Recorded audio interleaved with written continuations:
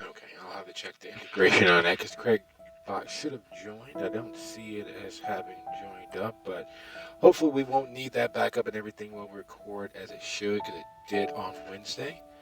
Um, but a brief little recap to bring us up to speed and then dive right in. When we last left our troop after the meeting in Riverdale, on their way back, they ran afoul of law enforcement of one stripe or another. The very peculiar and out of the norm dress of the officers and or agents that were approaching the car caused them to step on the gas and mash out, as it were.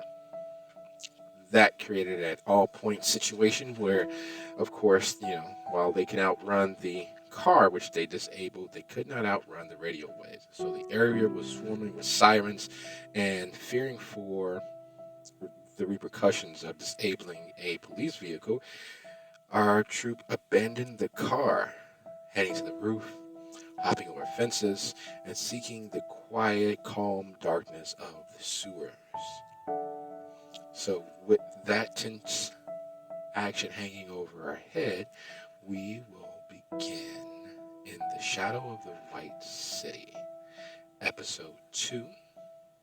And the title of our this week's episode of this session will be Unreasonable and Self-Centered. So, we will begin in reverse alphabetical order. So, Everett, hearing the sirens approach the scene, knowing the outcome of your most recent conversation with a group of kindred, and nearly home to your village domain of Dalton, what is your immediate action?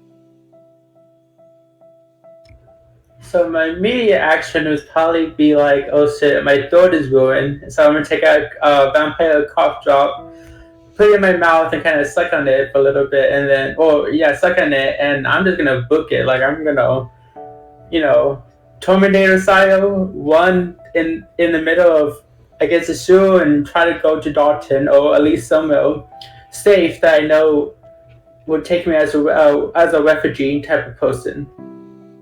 Okay, so you're going to hit the sewers and dip, duck, dodge, and dodge as you make your way back home, as it were, as quickly as possible. Towards that end, would you be so kind as to go ahead and roll your dexterity and athletics? And as you make that roll, David, the sirens are closing in, the car is disabled, and even as you know without blush of life that your fingerprints won't be on your very handy dandy, trusty dusty tool, there is still the fact that, well, you're not that unmemorable.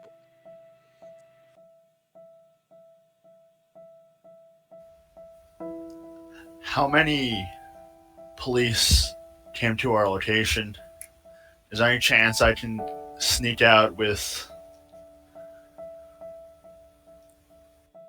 obfuscate? Obfuscate should definitely give you the wherewithal to disappear from view and give you the opportunity to sneak away at your own leisure. It will, however, hinder any attempts at actual speed. But unseen is unseen.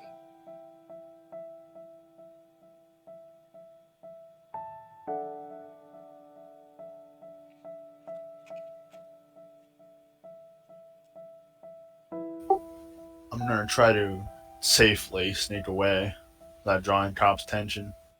Okay. Be so kind as to go ahead and roll your dexterity and stealth and add your dodge and obfuscate.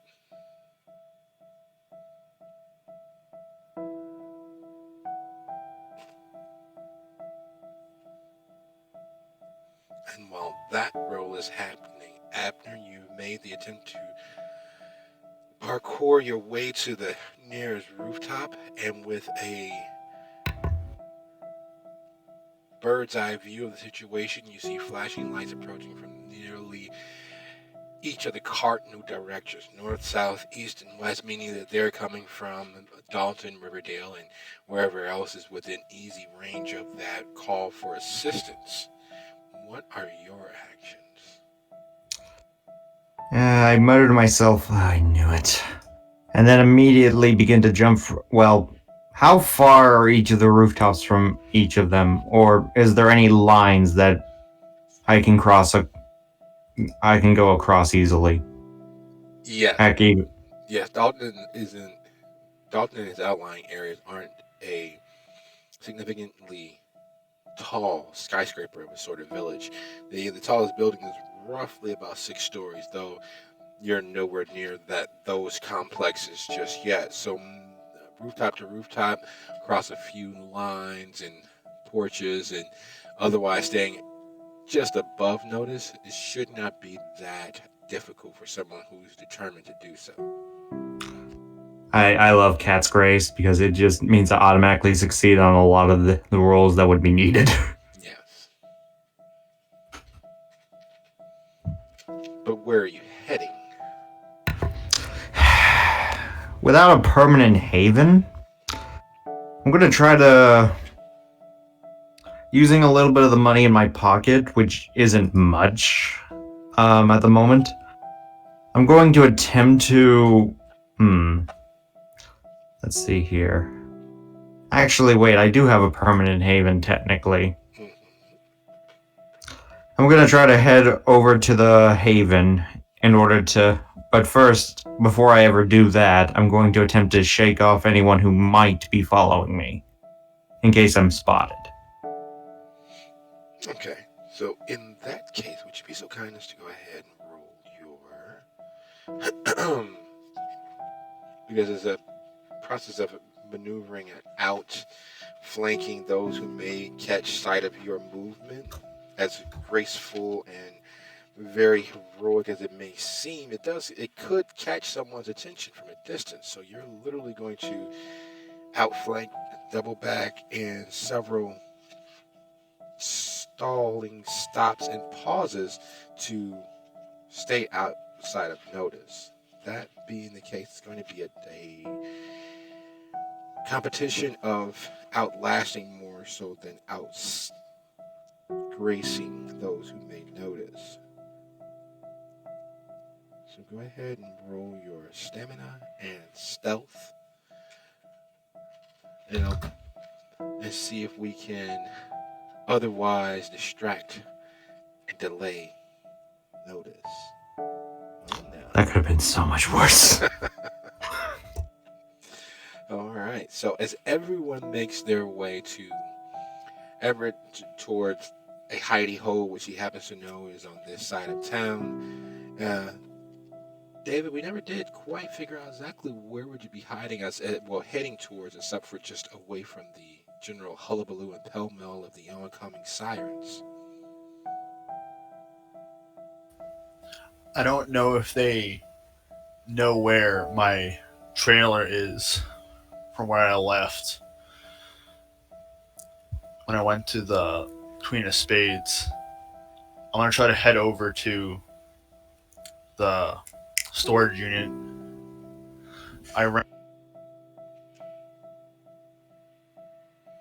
Okay.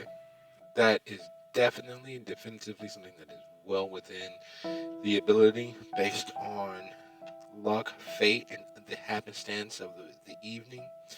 Once you get outside of the easily viewable, easily traceable general pathways of travel, circling around, taking a slightly longer way there, the only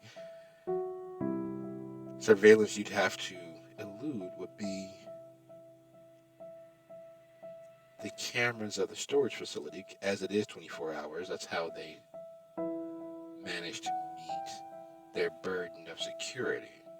They don't keep staff around the clock, and so it's just the cameras that watch the outside of the building.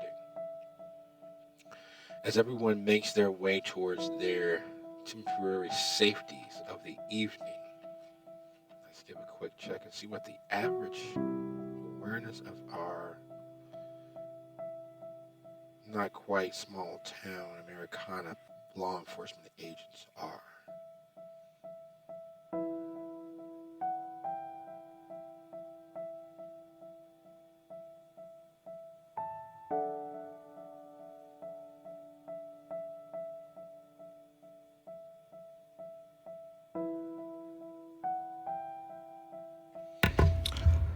Outside of combat, conflicts tend to go to, if I remember correctly, the actor. I might be wrong if I'm remembering wrong. Well, ties are typically will always bend toward the player, unless of course there are extenuating factors. In this case, the extenuating factor is that while the rough, full description of the vehicle that was used is well in hand, the description of the average height, average weight, males inside, whether it was 1, 2, 6, is not completely known. There was a strange conflagration of rough concrete, something flying into the grill of the car, the driver being disabled. There was a shouldn't have happened, but did accident, and so the description given wasn't exactly the cleanest or clearest. So there's a search for suspicious individuals, people who stand out, that sort of roughshod hither and yon search by the police officers and agents called into the area. While they had an idea, a rough approximate, luckily for each of you, that rough approximate literally outlines roughly 30% of the population. Could easily be one person as the next. And that's not counting those who happen to be driving through because they're on their way somewhere or visiting family or friends or otherwise just in the wrong place, i.e. the village of Dalton at the wrong time. Your efforts, while successful, set several things into bas relief. And unfortunately, as paranoid as Kendra tended to be, none of those things, none of those realizations is a positive. It appears, though more than likely not accurately, that you all were sent on a suicide mission. Because like those tossed beer bottles and mugs and chairs could have been something definitively more lethal. Stepping onto their territory as anarchs, they don't necessarily honor the idea of Elysium, meaning that you're safe to arrive and safe to leave.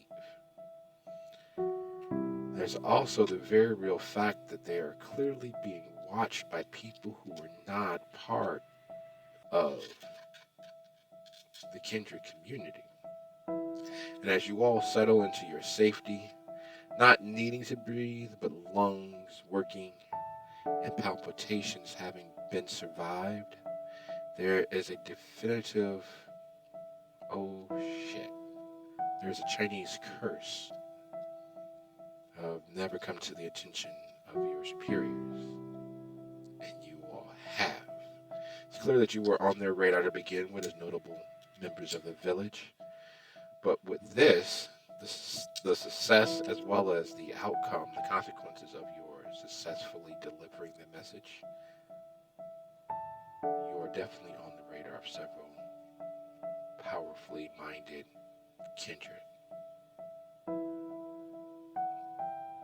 Would you all, once reaching safety, alight there for the evening, or would you attempt to find other resources over the course of the last few hours of the night? Do I still have that one you-know-who locked up Yes. steak? Okay. I'm going to select 2 more hunger.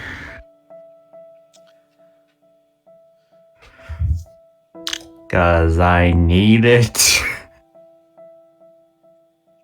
a sudden, a seemingly standard, just do it and be done. Why are you torturing me? He can't talk. He's staked.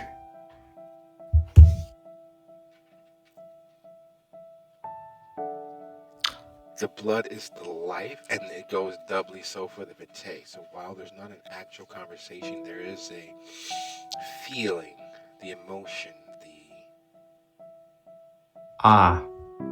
I since I'm certain he can hear me, I just say, because if I got rid of you now, I would have to find another individual to take. That would be work, and I don't like work if I can avoid it. You'll be killed. Oh, rest assured, I'll definitely kill you shortly. And then I just kind of lightly tap him on the face as if to do a pat.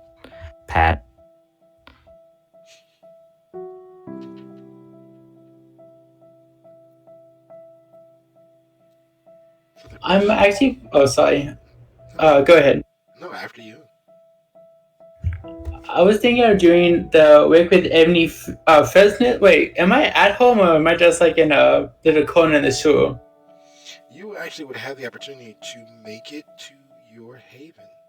It is not by staying out of sight, which you would do partially because of the law enforcement agents pursuing those suspicious individuals, and partially because upon entering the sewer, while kindred themselves, their bodies don't have a natural scent. It's more the lack of scent, as they don't produce the bacteria, the sweat and proteins that causes the odoriferous bouquet to arise. There is the fact that you went into a sewer in these clothes, so the air is filled with the miasmic overflow of human detritus. Your shoes, which, while expensive but not overly so, are clearly ruined.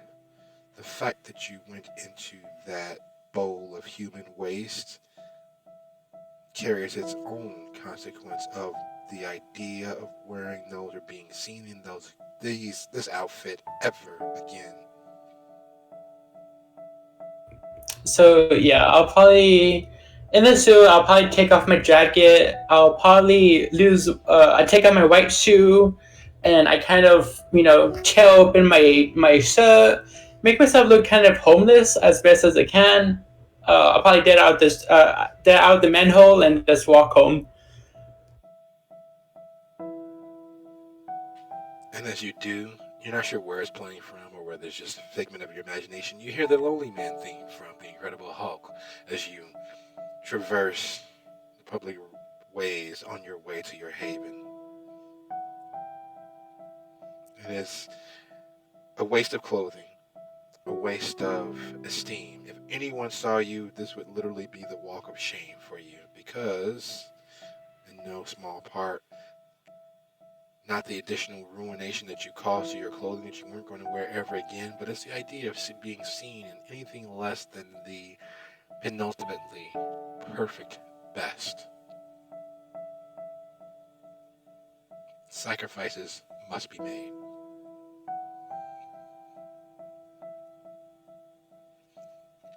So home,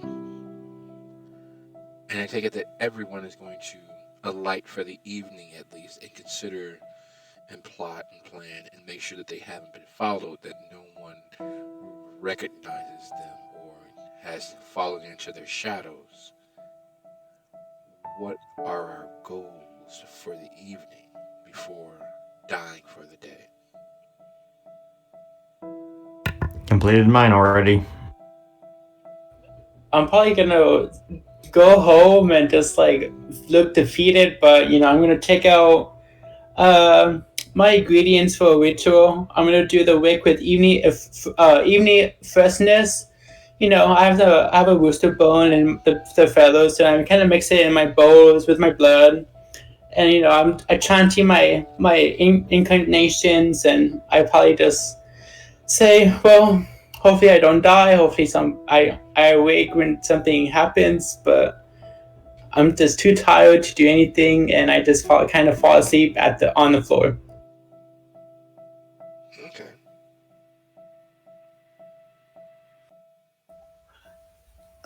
David's going to pace around the room, rechecking every door, every motion sensor he has in his room.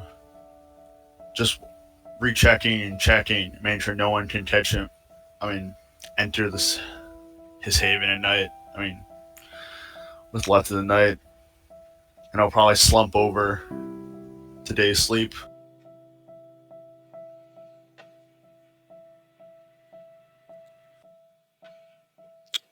So settling in for the night, oblations done, rituals completed, security checked, triple checked, and double checked yet again. Whte drained, all preparations for the death that comes over the kindred. And it's not one of those where, like us, you can, toss and turn, move the pillow to the cool side. You may get up for a drink or a midnight snack. No, when kindred die for the day, it is the operating system for their entire existence goes offline for those hours of daylight. It's not the fitful sleep of the weary or the unrested. It is a switch thrown. And as they die for the day, just as quickly they awaken. Everyone be so kind as go ahead and roll your rouse roll, because we know that the dead don't dream.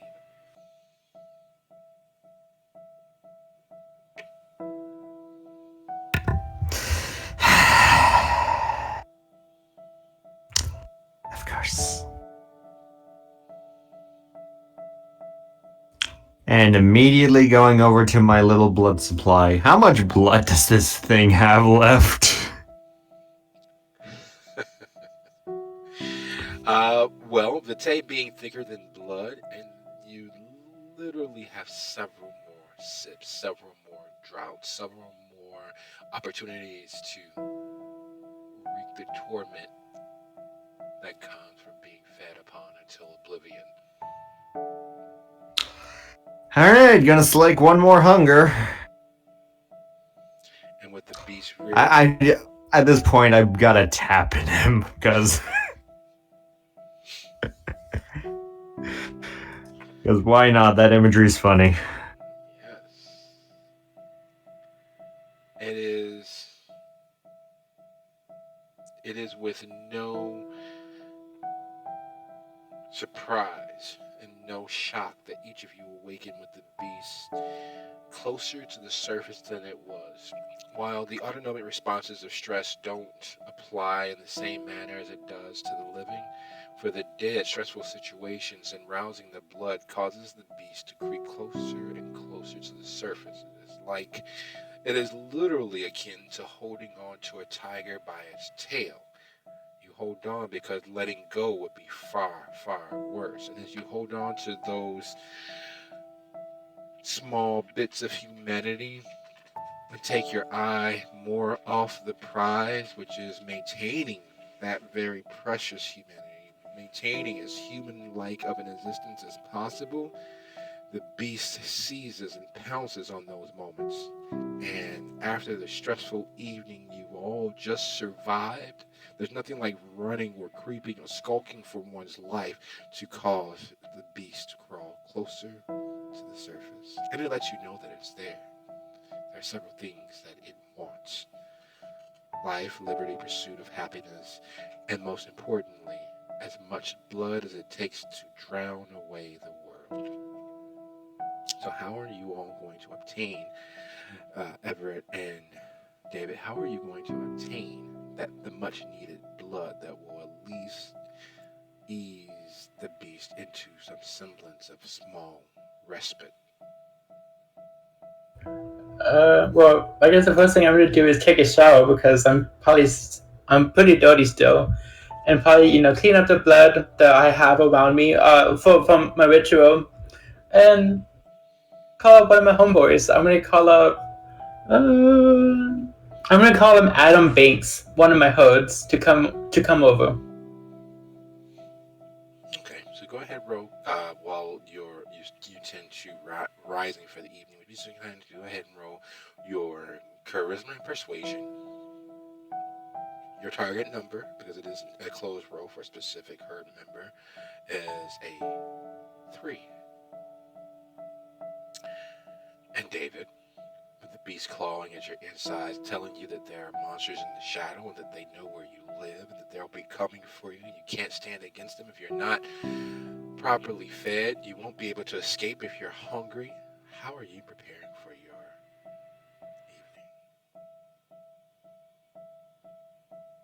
evening? I hate doing this, but I'm gonna need to find someone asleep, go over my face, and slay them 100 again. The homeless are easy, and elderly. Someone doesn't wake up easily. I see. Okay. Give me one quick second. I'm gonna hop over to my little cheat sheet. Let's see. But we're gonna go ahead and settle that with a simple roll to mitigate time. Did you happen to jot down the standard system for your predator type? Your audio quality dropped significantly. Is that any better? No, 100%, yes. Bear with me one quick second here. There we go.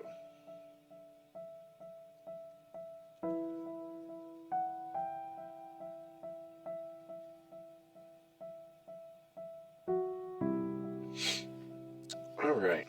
So, that being the case, I'm going to do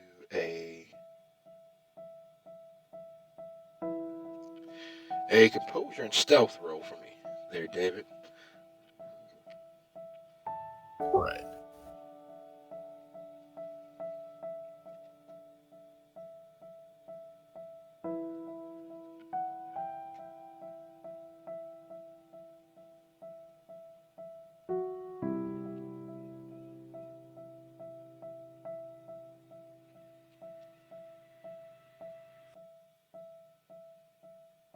And while that roll is happening,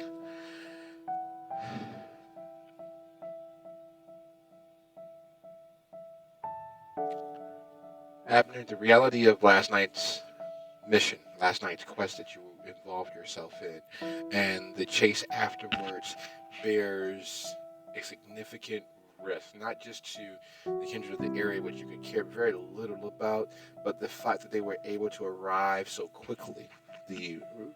Your traversal of the rooftops on your way home gave you the opportunity to see that it was a convergence of vehicles from several different directions. They all came fairly quickly because they were fairly close. That's the sort of thing that happens when roadblocks are set up, when paths of egress and escape are being monitored. Now, based on the destruction of the Queen of Spades, it is definitive that this is an action that is slowly evolving into something major. Having worked on the inside of those organizations and been privy to those meetings that take place, you know that there is a significant front either already in play and building towards its crescendo or forming up because of the actions that took place at the Queen of Spades. How are you going to go about your continued on life? I know for a fact that if a front is already being in play, they're going to continue to cause issues and problems. If I had a guess, they most likely already know many of the major kindred locations. Or at the very least have hints. If that's the case, I'm going to, in an attempt to help out the individuals I currently consider decent allies, I'm going to attempt to find them and inform them of the situation and try to formulate a plan with them. Okay. That is very, very doable. So you head out into the evening, searching the usual places where you might find individuals such as your most recent allies. They were brave enough, actually, to try to carry out a message and do some semblance of good. And while you're doing so, Everett, you hate evenings like this. You've reached out to Mr. Banks, his associates, you've checked his social media, you've made calls and texts, and he is, unfortunately, otherwise detained. The want, his wish to provide is clear based on the few responses you've gotten, but unfortunately it's a work thing. He can't get out of it, he can't get to you, and your beast begins. There's a certain point when all feelings must be aligned properly. You need him, and he cannot provide. The only recourse, in all due truth, would be to divest him of the ability to say no, to remove his options of choice. Yeah, I'll probably be like, God damn it, fucking college students are so unreliable. I fucking help them with their homework. I mean, they think that I'm having sex with them. I don't know what else to do. What the fuck am I supposed to do? And I'm like talking to myself because I'm stressed. I'm pretty hungry, and I'm like, oh god.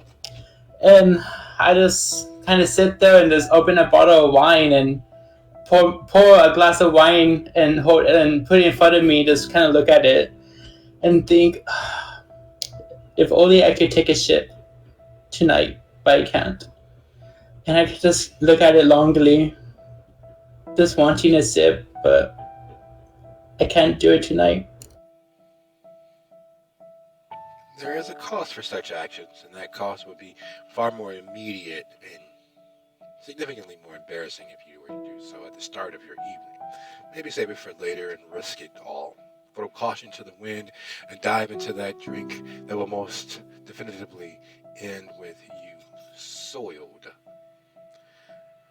But attaining that much needed, that much wanted, that much craved for blood is a foremost thought. Without the reliance of the immediate response of your herd, that means you gotta go out and get it the old-fashioned way, unfortunately. Because you know that nettling, insistent craving that matches your want for a quick sip of the Cabernet which sits on the table before you will not go anywhere. It will not let you have the peace needed.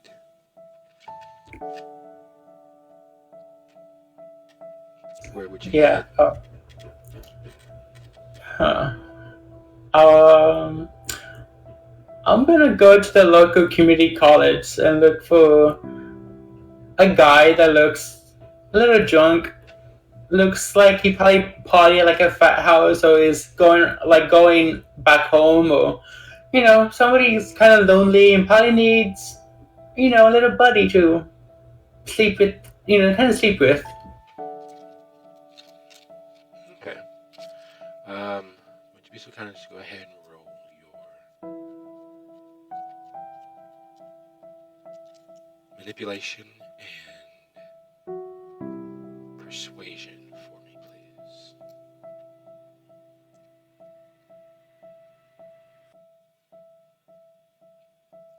And as that roll is happening, David, there's a certain portion of yourself, a certain paranoid portion, that makes sleeping victims the most opportune, especially when visiting the homeless communities and the various elderly centers. But even as you do so, even as you drive by several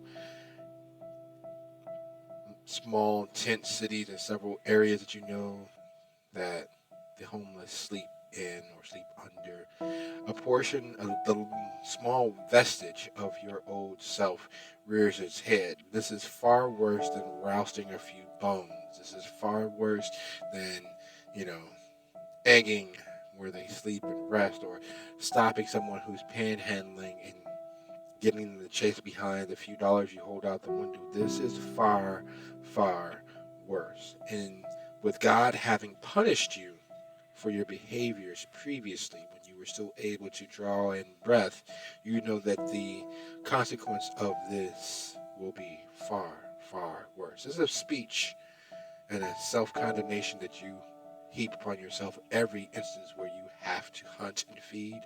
But in your moment of self-aggrandizement, you find the perfect victim. She is ancient. She has lived not only her best life as hard as possible, but several others as well. Even from this distance, with you skulking from shadow to shadow, you realize that her hair is nearly white. Her wrinkled skin looks leathery and very well sun-worn. The clothing that she is dressed in is designed to hide the fact that she is a she. Safety of anonymity. But based on the bottle of MD 2020 lolling in her grasp from beneath the newspaper and torn blanket and several other bits of clothing she's used to bundle herself up, you realize that she is well in her cups and might not awaken if a bomb went off.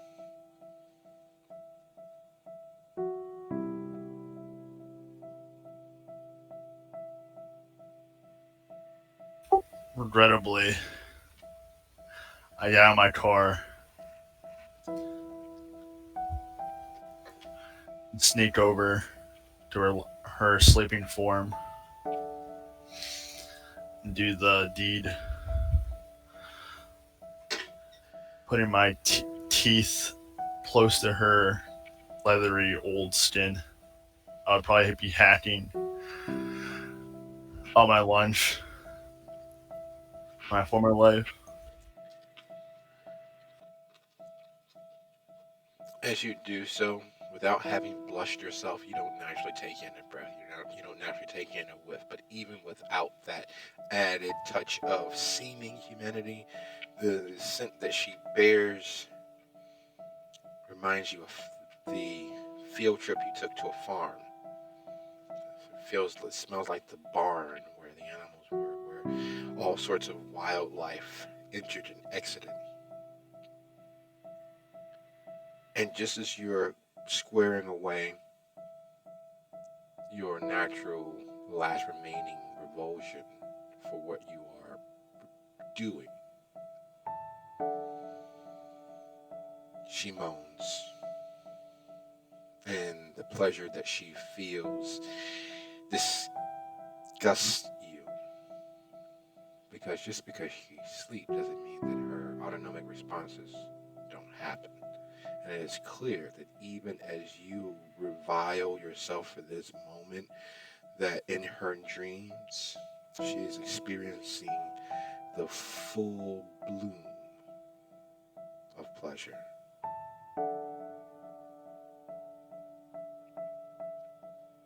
And as you slink away, her relatively spicy blood coating your tongue, where would you head to try to wash this moment away? I need to go to a bar, wash that with something, All right. get blood out of my mouth.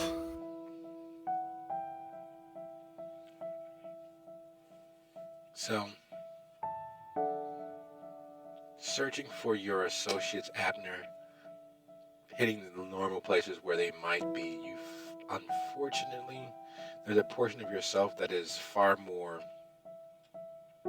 prone to civil action.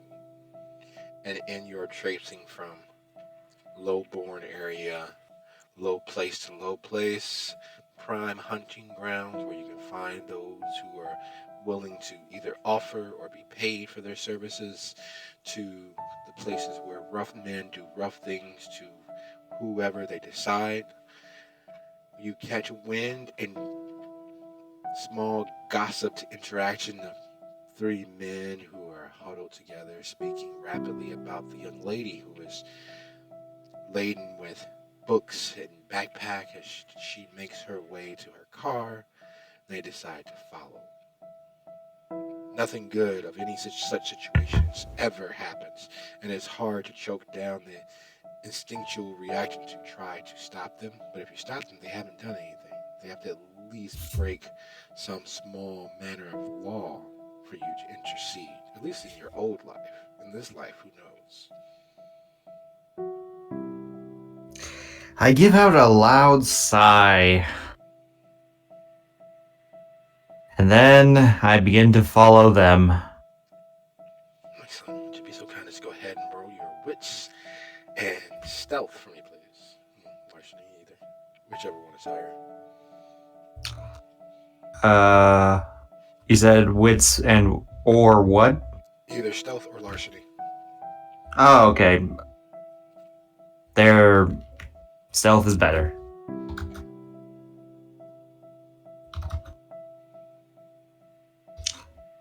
Oh, 1 second. I forgot to add the hunger.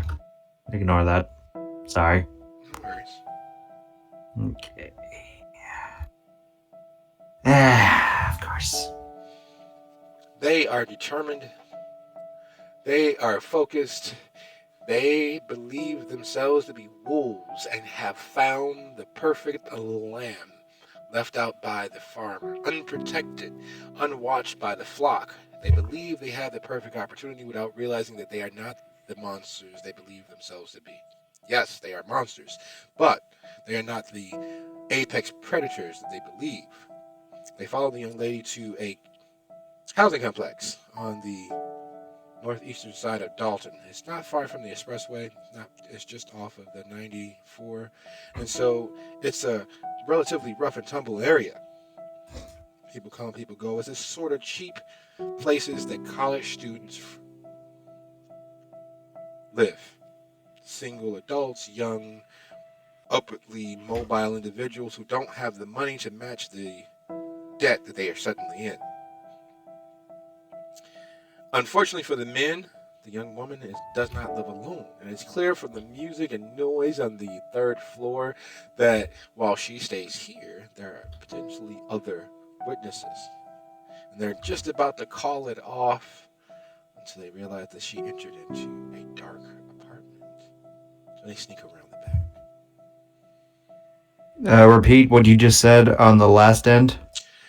Then she enters the dark apartment. Two of them sneak around the back while the third watches the front door. I follow the two that are sneaking around back, and I'm about to make my move. I pull out a stake, but I don't intend to use it to, well, obviously stake them. I use it to bludgeon them at this point. Okay. Well, so kind of go ahead and roll your strength and melee for me. And my specialty does, in fact, take into effect. This is going to be painful.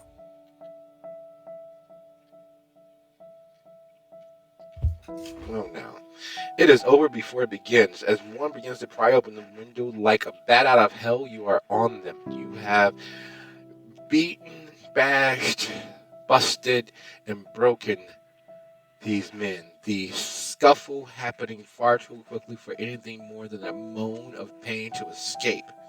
As you stand up with your victims' bodies falling into the garbage cans near at hand, you realize that standing on the balcony is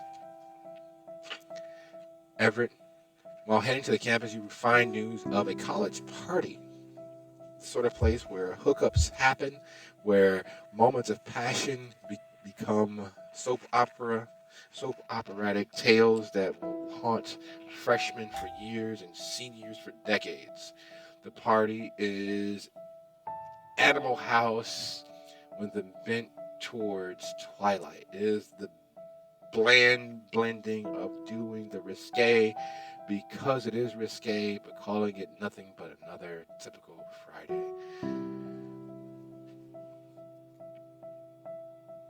So yeah, I enter and I kind of like look around and look for a rather nice looking man. He's probably done a few shots and bills and probably head to him and be like, hey, do you want anything else with that? You are such a slut. Yeah, what are you willing to do with that math do? I'll whisper in the ear, I'll make you come in 5 minutes. Meet me in the bathroom. You head to the bathroom. The door is unfortunately locked, and you can hear the sounds of frenetic fumbling towards a hopeful mutual goal. It causes a small change of plans, but luckily, when dealing with the young, the foolish, and the otherwise inebriated on life, public shows of affection are not something to frown upon. He's there at your shoulder. His arm falls over yours. It's like when people do that, nobody really goes out back. Okay, it's fine with me. He slips his hand in yours and moves through the crowd as if he is a running back heading toward the goal line. He's evading a slight step here, a step there. The insistence and need is more than apparent. Would you be so kind as to go ahead and roll your composure and resolve, because it is clear he has every intentions of receiving every pleasure you have to offer. Resisting that call and not slipping the bonds too much and keeping your beast on a leash will be an uphill fight, especially with the frustrations of last evening and the fact that you don't have your chosen favorites to share this moment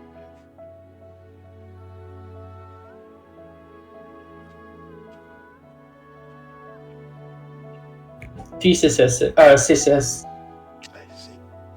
Very nicely done. You managed to keep from draining him to the point where he falls out to never awaken. He, however, does experience an intense pleasure that he will not be able to find too easily thereafter. And as you take a moment as he saunters back in to get you and him a white claw, you look down and see two men sprawled against the garbage can and a hooded figure standing nearby.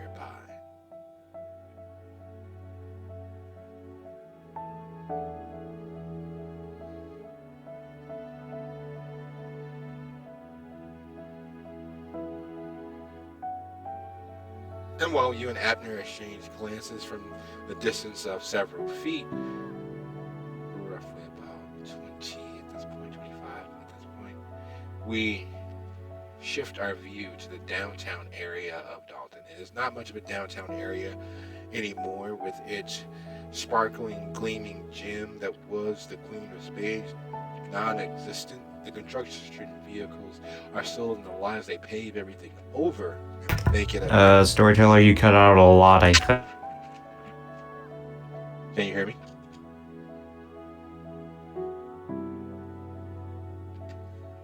Are you able to hear me? Nope, I see it. We're down to one dot on one little bar on Voice Connect. So let's bear with it, and hopefully then it connects back in a second.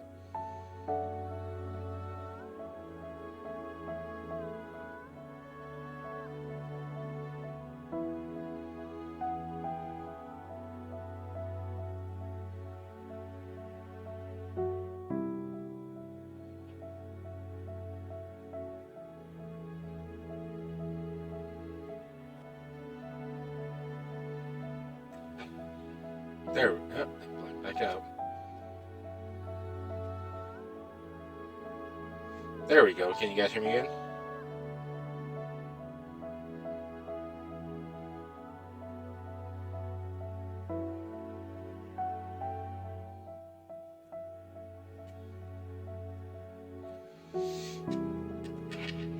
Gentlemen, salute.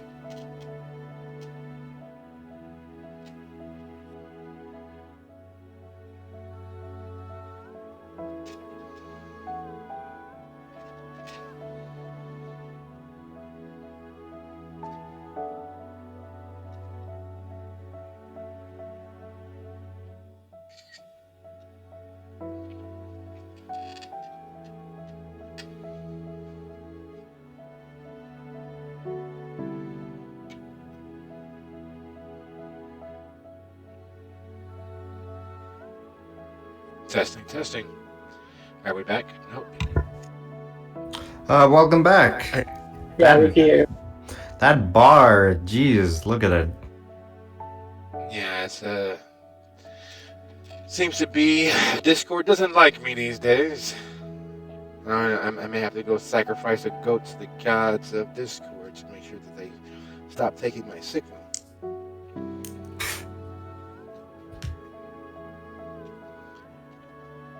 Perhaps that joke was a little too Abrahamic, but needless to say, I chuckled. David, sir, while Everett and Abner view each other from a distance of about 20-25 feet, heading to the bar of the downtown area of Dalton is not much of a downtown area. The gleaming gem and sparkling diamond that was the Queen of Spades is no longer there. The city, the village as a whole, has moved relatively quickly and paved the area over. However, there's still an empty space there, and that is more glaring than if they had perhaps started building something else. Is there a particular bar you like, style-wise, stylistically? Do you attempt to hit the Pisketeers? Somewhere dark. Like people will remember your face very well. Poor bar. No, sounds like a plan. Definitely dive-worthy, and you find yourself at a little hole in the wall that actually doesn't even have a real name. People have called it many other things.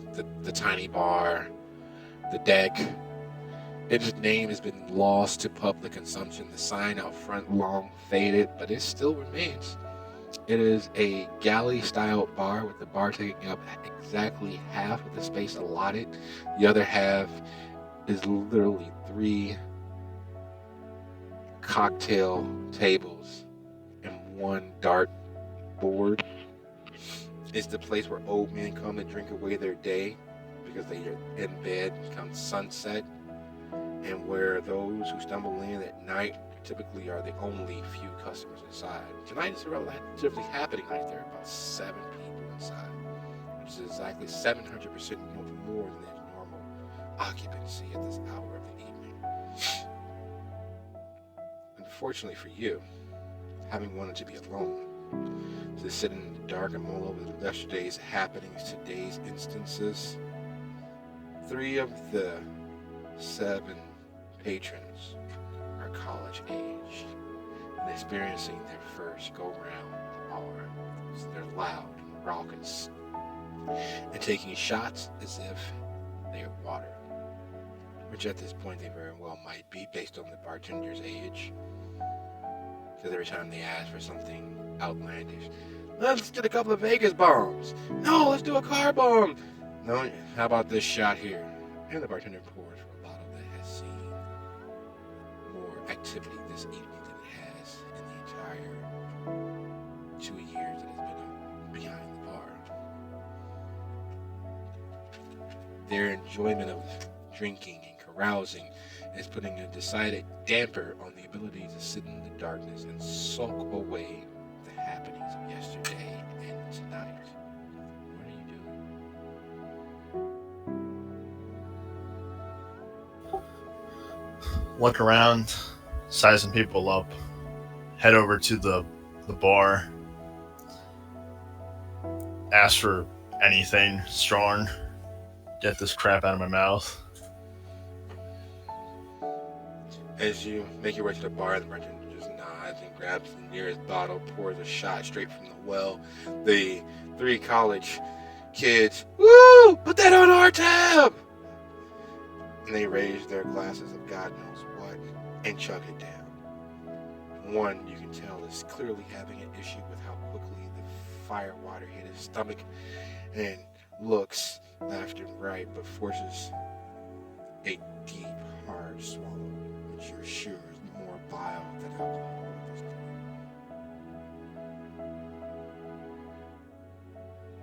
point. Well, has to be rude now. Knocked her over to them. I look young at least. But I can see what's going on in the local times. Dude! He's not a dude, he's a bro. He's not a bro, he's a dude! Dude! Bro. Bruh. And they have a meeting of the minds and a debate that will go down in the annals of history as the most banal, dumb, asinine argument. That's literally a competition as to who has the opportunity to say bro, bruh, or dude last.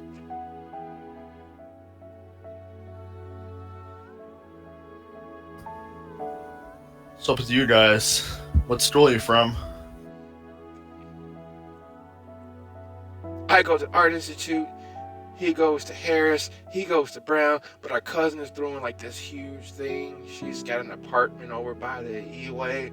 We're trying to do a little pre-gaming, and then we're going to go and cause as much fun as we possibly can. What school do you go to?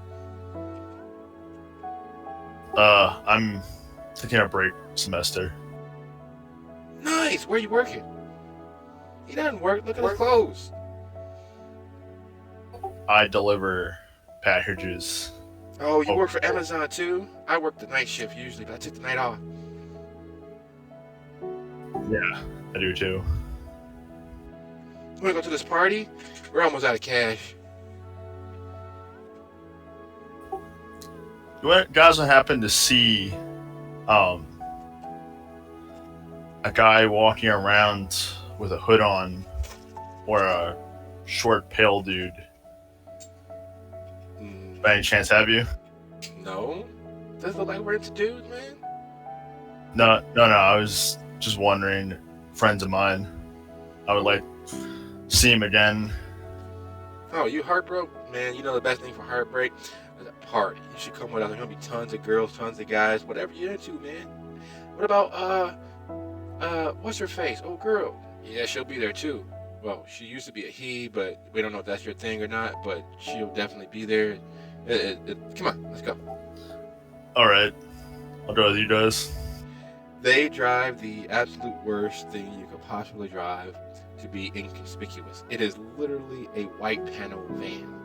It has been outfitted with a bed and a second row of seating, but it is literally a kidnap van.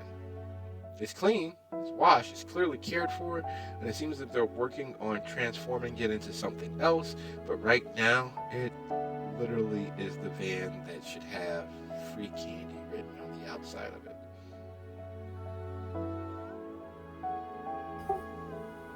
I've driven worse. I don't mind. A few moments later, you find yourself just off of the 9094 at the northeastern portion of Dalton. The complex that you enter into is the sort of place where hope goes to die. People who hope that they will eventually escape. It is 90 Broca 10, Melrose Place sort of apartment. This is the place that should have a pool, but it's the Midwest, and that would be unfeasible and too hard to maintain. So it is a row house upon row house connected with another row house. Cheap apartments, big aims, and judging by the sound of the bass as you all pull into the parking lot, clearly filled with college-aged, or at least college mentality individuals. As you head up the courtyard, you see the lights from someone's idea of a light show taking place, and the bass from whatever song they're playing, rocking the very foundations of the building.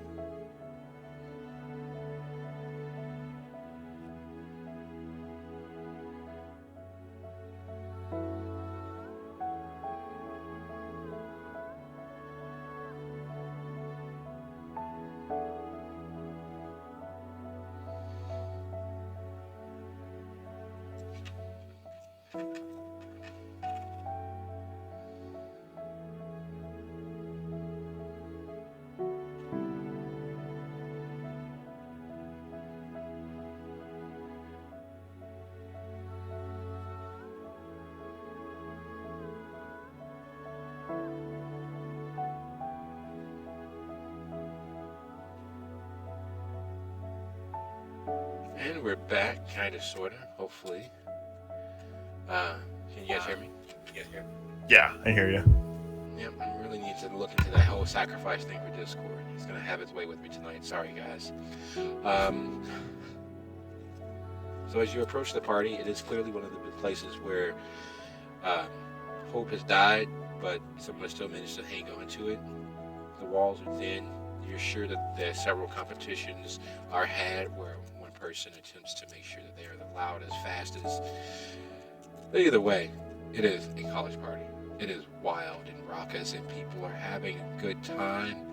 And perfectly honest, this is the antithesis to your youth.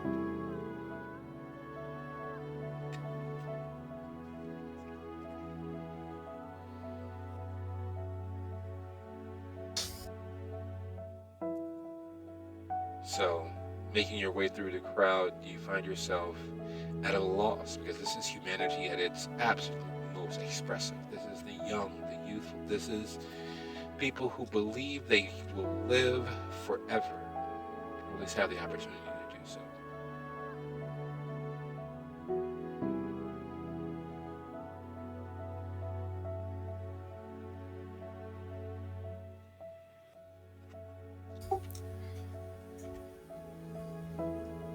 If I tried using Auspex at all, I'd probably have a heart attack. Oh, most assuredly. All the noise. I'd use my normal ears and eyes. Even with your normal senses, your wariness around people and knowing what the outcome is for most bad situations, you find yourself needing to get a little air. Not that you're forcing yourself to breathe, not that you've blushed, but the sheer raw pulse of life is... You don't consider yourself a bad guy. You don't consider yourself evil, but there's a little voice in your head that starts pointing out how easy it would be. You could divest them of everything, and they wouldn't even realize it until tomorrow. If you gave them the opportunity to live to see tomorrow. You alone in this crowd of drunkards and wild living youths could cut a swath through them all.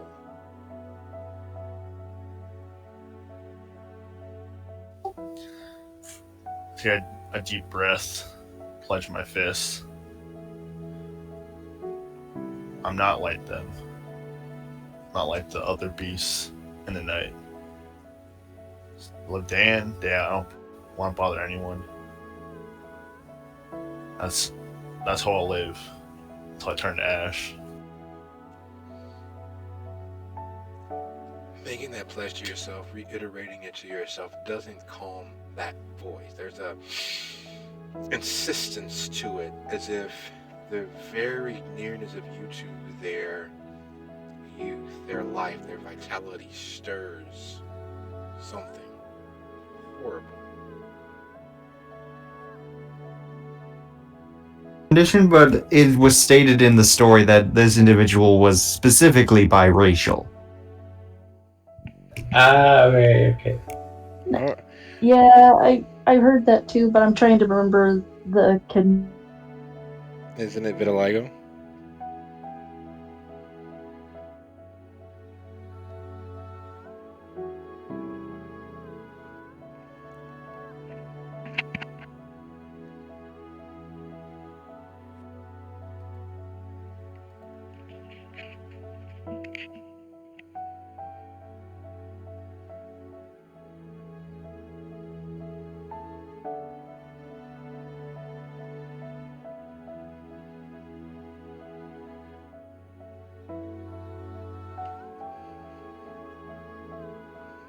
It has vitiligo.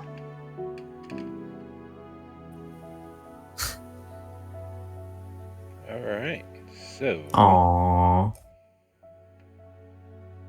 Alright, back to the game. All right. I pulled up the character sheet. I am ready. All right. Well, let's do a quick wrap up for David, who was taking a step outside to catch some air because literally your beast knows this is a horrible idea to act on impulses that are abhorrent to you, but it's so tempting. It is literally like putting a hungry man at the head table of a feast and telling him not to eat.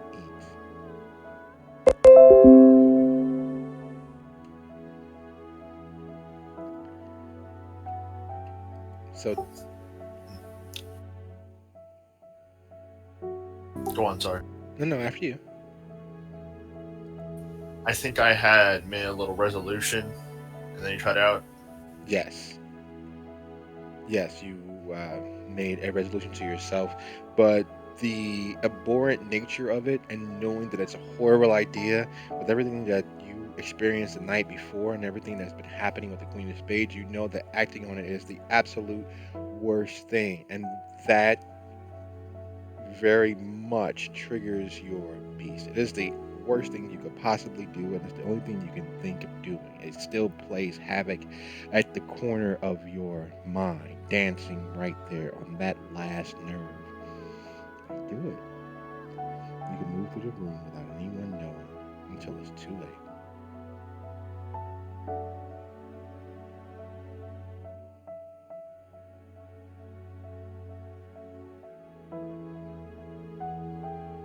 Can you repeat that? Sorry.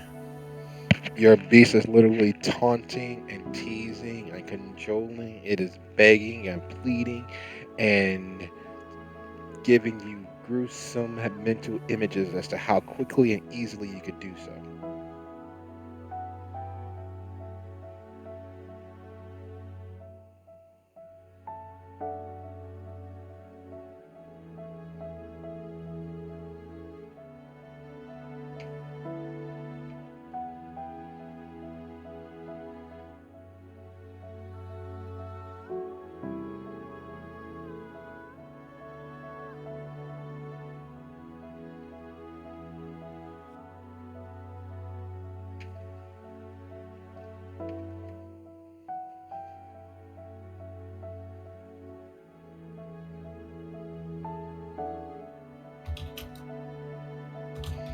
Sorry about Discord hating me, even with the restart as being a pain in the ass. I do apologize about that.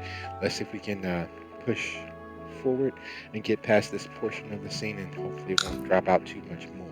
I think David's just cursed. I actually broke up the first time. Hey, his words, not mine. Sorry. Please continue. No worries. So realistically, you need a little air. But the longer you stay here, the more the temptation will rise to the fore. Maybe if you can regroup, you won't have to act on it, and you won't have to run screaming into the night as if your hair is on fire.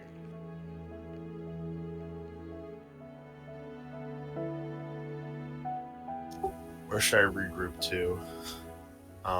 Where's the least amount of people?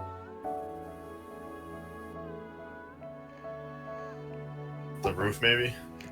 The balcony? It has one? Alright, sounds like a plan. So you move through the building, you move through the apartment, narrowly avoiding several sticky situations brewing, and find yourself on the back porch, which leads to the balcony, which is where Mr. Everett is, and where he's staring down into. He's the what? He's staring He down. cut out again. $5 says he did. Yep, it just cut out. So, David, have you ever considered wearing sage? Why would I wear sage? It's said to ward off evil spirits and bad luck. I mean, I don't believe in it, but clearly. Smudging sometimes works. All right, so hopefully, as you step outside and you see Everett and Abner, Discord will like us a little bit more. And as you step out onto the balcony where Everett is standing, Kaelia, it has been a week and a day since the incident that caused the loss of Iona. You're not sure whether she's alive or dead, but with all of the emergency medical service and the police and the fire that was on scene, there was no way that you could get any closer, especially with your beast in an uproar at the sign and sight of fire. There was an all village meeting last night that you couldn't bring yourself to because you know for a fact you would be in the presence of Iona's Domitor, her boss, the voivode of the South, Decibel. And that would definitively raise too many ghosts, too many questions, and let's just be honest, you're still dealing with the very real and recent death of your grandfather. The potentiality that the one kindred outside of Abner, who attempted to help you, being gone forever is a little too much. Would you be so kind as to go ahead and make a rouse roll for me for the evening?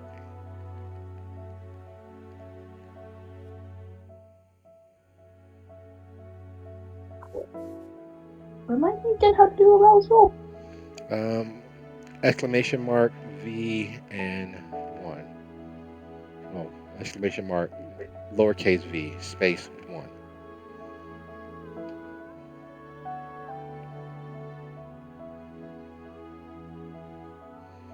Your beast comes roaring into reality. You've heard about it, you've dealt with it, but never in a situation like this. It is not ravenous just to be ravenous. It is a needy sort of spurred on by the very real rumbling in your soul, the hunger that exists on a metaphysical level. You need to hunt. Being cooped up in your grandfather's house, staying away from kindred, staying away from people is not helping. And your beast is seizing this moment to demand you hunt.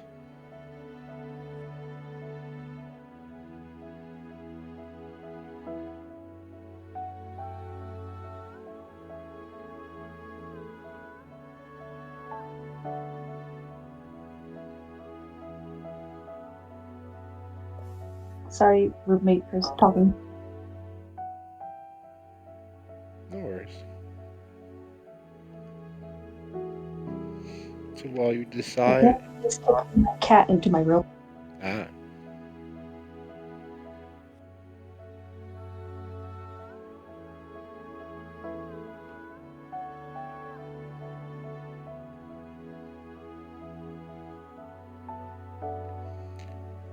While that is settling itself, gentlemen, it was kismet. It was fate. It was a night where a party happened that was raucous and loud enough and big enough to attract more than one kindred. What are you all doing? I immediately, because the people I just thrown in the dumpster are still alive, I'm gonna go make sure that third person is also thrown in the dumpster shortly. I see Abner White. Mm-hmm. I'm gonna, go towards him and, I'm just gonna go towards where he's at and see what he's doing. I want to stay away from the crowd. I can hear my beast in their raps. Okay.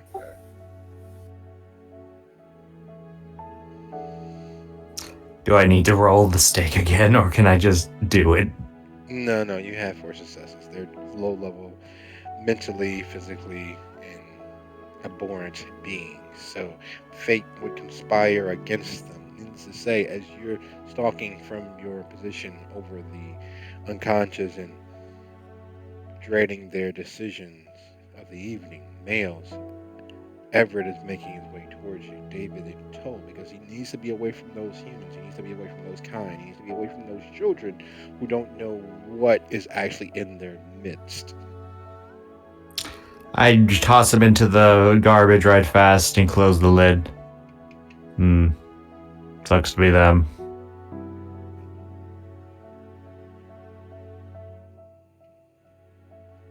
You, David, Everett, you just watched us Abner threw 3 men into a garbage can, basically. Um, Not normal that people take out their garbage in such manners, especially this hour of the evening. But you know,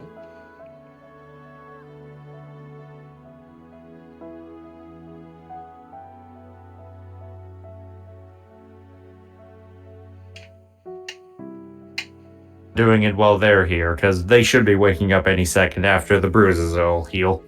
So come on. Yeah. Oh, yeah. I'll follow Abner. And I make my way up to the roof.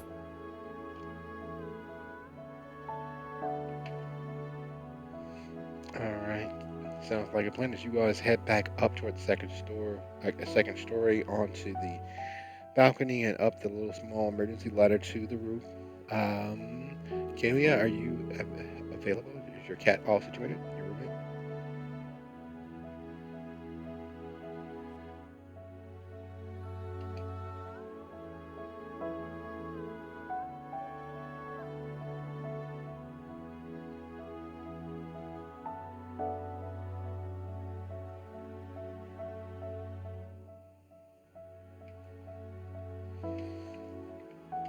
Discord hates. You know about them a lot. You said First Light. Yeah, that's the name of the operation itself. How exactly did you come to Dalton? Oh, very simple actually. Since you two are my allies, I'll tell you right now. Please do. I, before my embrace, was an Inquisition member, particularly of the rank Inquisitioner. I was literally one of the people on the front lines. Makes sense with your set of skills. So we have this straight. You were working with the guys who stake us and burn us alive in our coffins. Yep. Why should we trust you? I mean, to be fair, they're hunting me, and I'm still hunting vampires, so... Yes. And that brings me to my point. What type are you? You seem to be very hidden, and I've heard some whispers in the air, but I just want to make sure my suspicions are correct. Type? If you're referring to my clan... Well... I'm certain you've heard of Gabrielle, correct? I know of.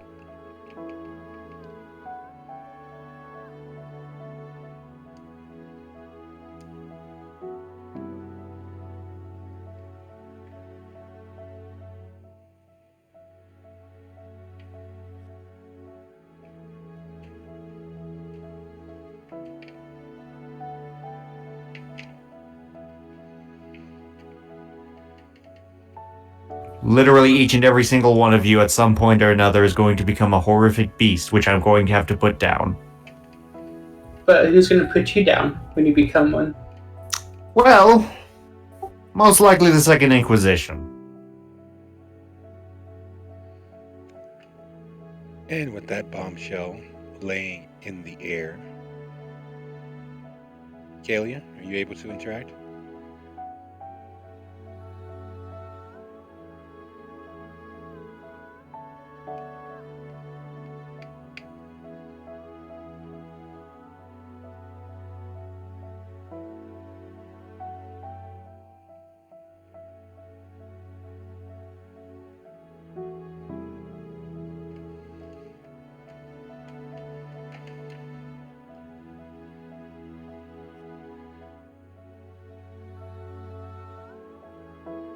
Kindred locations, or can easily find out about them. If they don't, they're going to locate them eventually. Surprised I didn't turn my truck.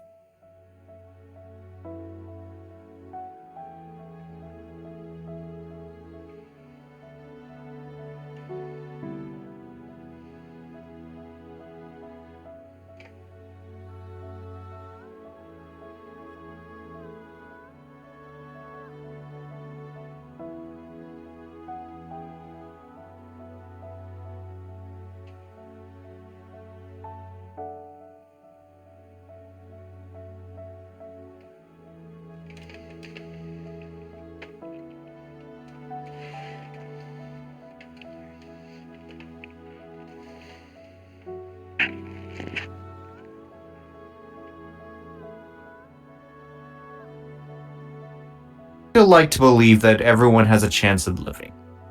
Except you. And then I point to both of you. And then point to myself. Huh. You are very... You see, you hold on to your past life a lot with the whole second SI. Why? I was more specifically a member of the Society of St. Leo. Oh, hang on one second. Let me actually read this proper. Let me read my lore sheet proper. The Society of St. Leopold. That's it. I was almost right the first time. Oh, and that's when I set up and say, Leopold, where were you in 2008?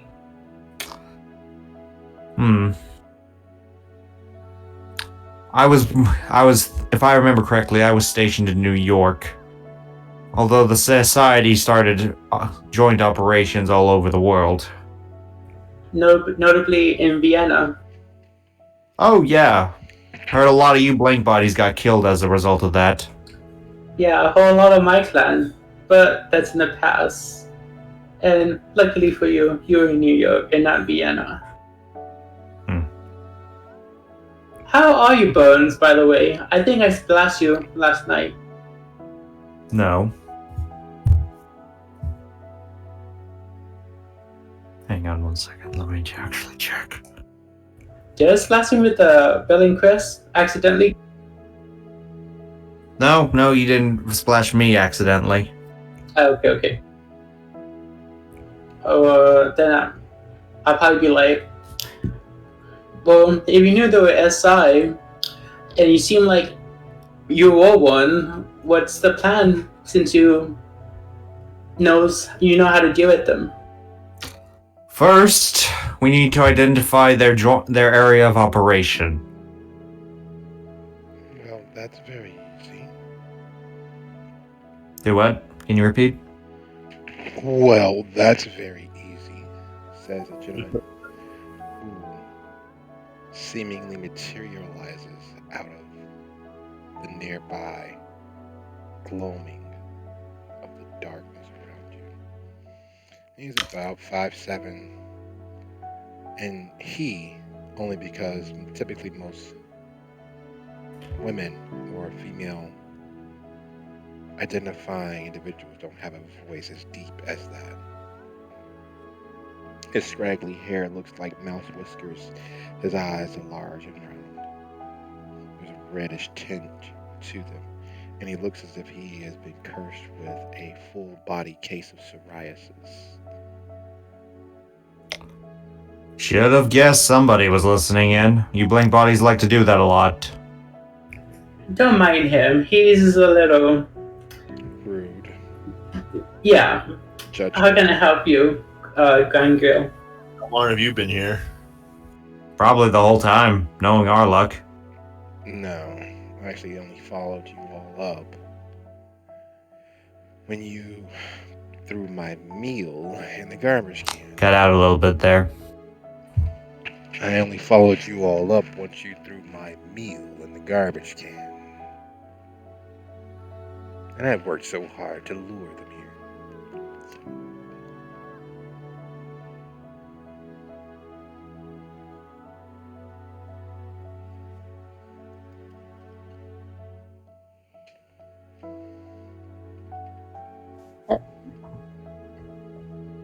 I can't tell if anyone's saying anything.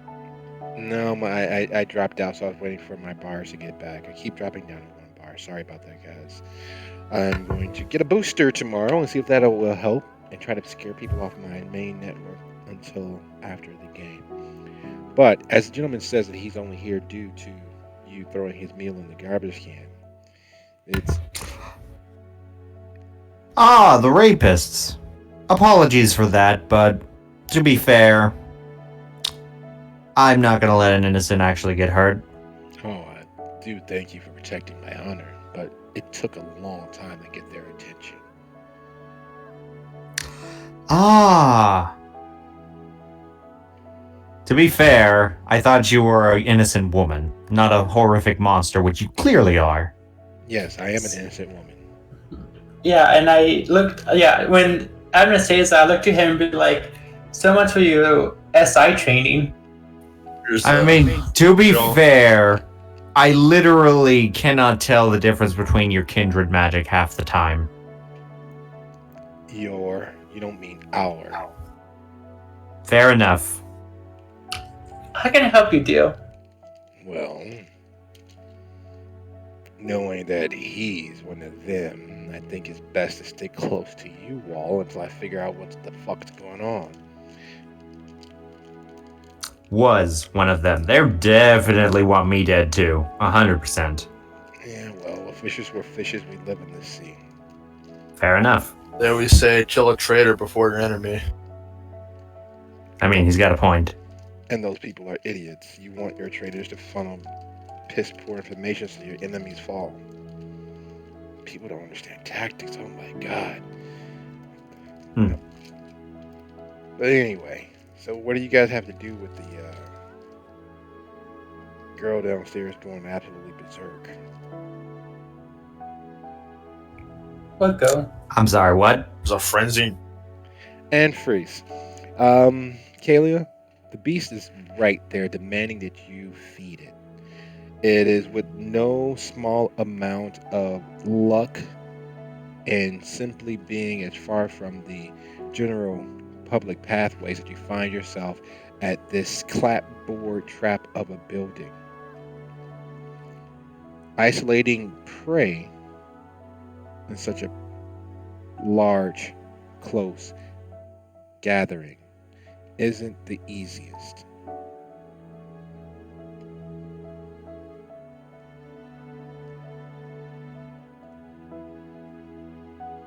Would you be so kind as to roll?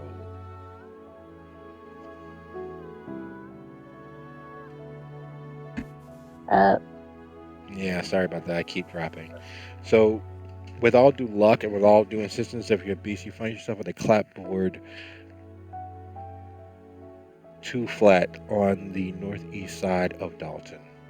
Your chosen prey, a gentleman who clearly has no sense of self-preservation nor any common sense. He's jaywalked, he's littered, he's shoved people out of his way, and he stopped at a gas station and picked up a 30-pack of Bush Light before making his way toward this building.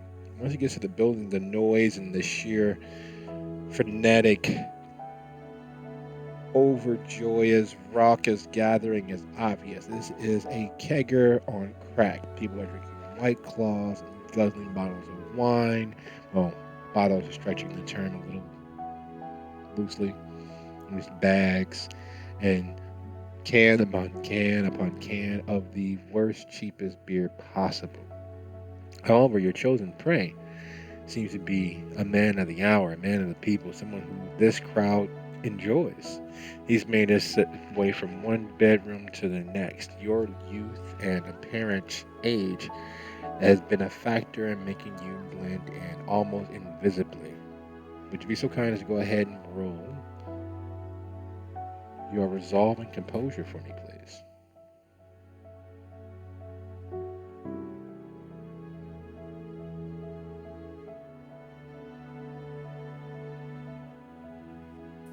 Any difficulties? No, open roll.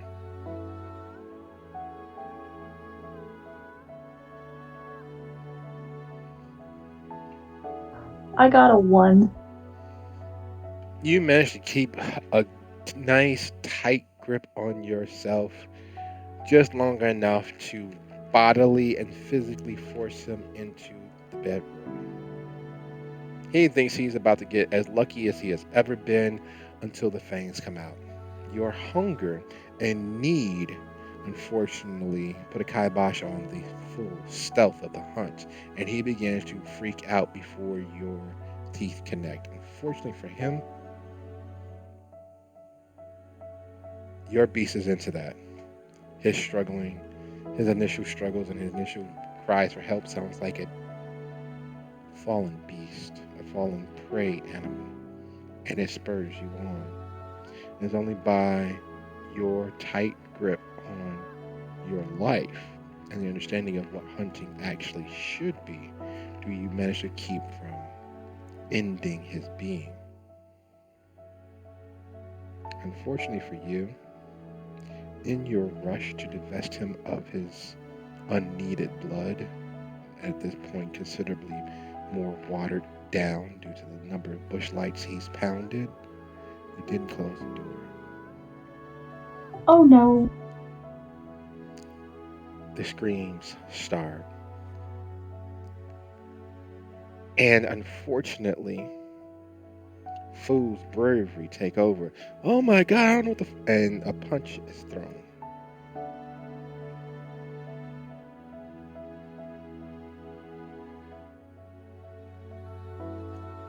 What would you like to do as the other members of the lacrosse team begin to make their way to help their fallen friend and associate?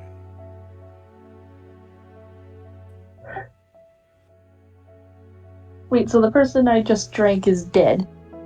No, but he wishes he will be because he's going to have one hell of a headache.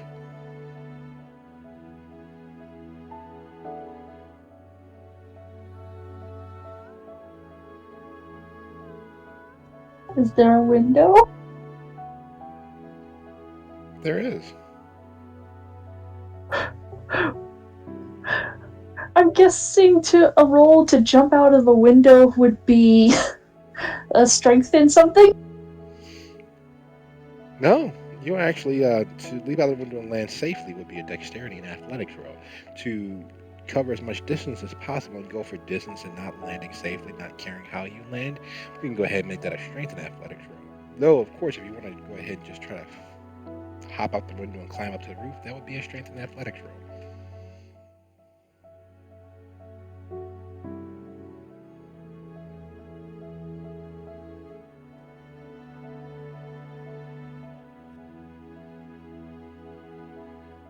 You forgot hunger. I got it.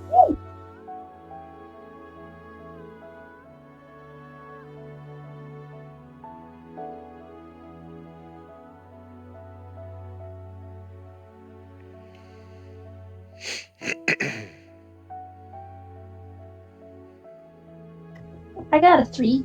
Yes. You did forget hunger, but that's only one, so we're going to go ahead and roll with the roll as it stands before Discord abandons us again as you go crashing out of the window amidst the thrown punches and the attempted dog pile. On the roof, you hear that one there.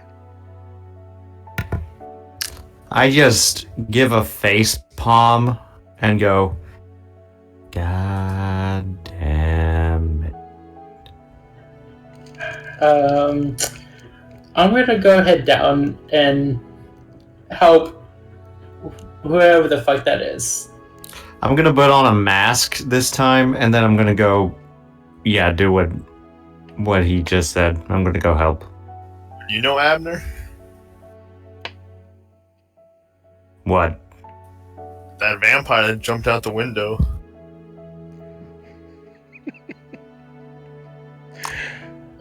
Fuck. So now I'm sprinting towards the area. And is Kaelia on the ground already? Yes, Kaelia is. Kaelia leaped out of the window as if she was robotic. She looked as if one of the cyborgs from Blade Runner. The window shatters, sending sparks of glass everywhere.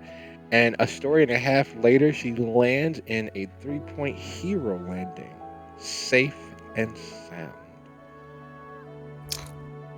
I'm just making my way down to meet the vampire, quote unquote. Yeah, I'm gonna, if I can, I want to go to Kaelia and whisper, act like you're crying. Well, the only way to get to her quickly is to leap off the roof. Abner leaped. Abner already leapt. Whee! That is out of character. I am not actually weeing as Abner. Fuck. I'm gonna take the ladder, and then after I take the ladder, I'm gonna run towards Kaelia. I love Cat's Grace so much. David. I'll take the normal way down. Trying to be natural here. All right, to say that this was a surprise would be the understatement of the decade. because as you land in a nice heroic 3-point stance, a few seconds later, there is a darkness that drifts over the shadow of the moon, and its form lands a few feet behind you. Kaelia, you've seen this person before. While the mask is in place, the coat and the hood is the same.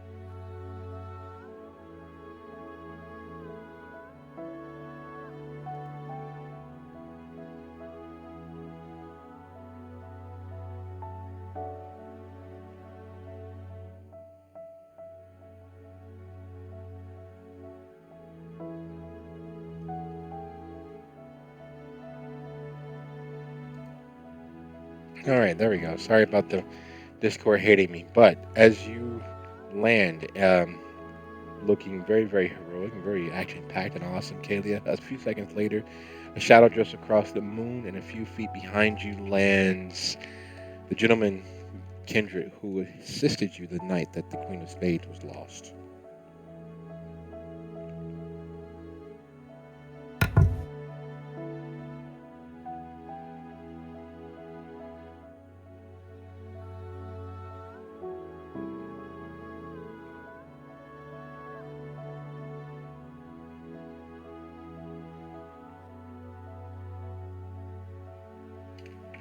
Anyone hear me?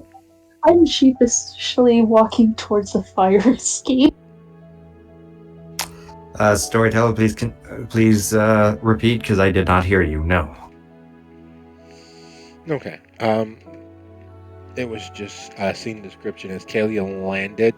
A few seconds later, a shadow drifted across the moon, and that shadow turned out to be Abner as he leaped from the roof, landing a few feet behind Kaelia. So, as Kaelia stands and begins making her way to the fire escape, are you heading back up, or are you? No, I'm continue walking towards the house. But I guess as I passed Kaelia, I gave her a look and just tell her, oh, yeah, I just give her like a look, like really, really, again, or like why at this time.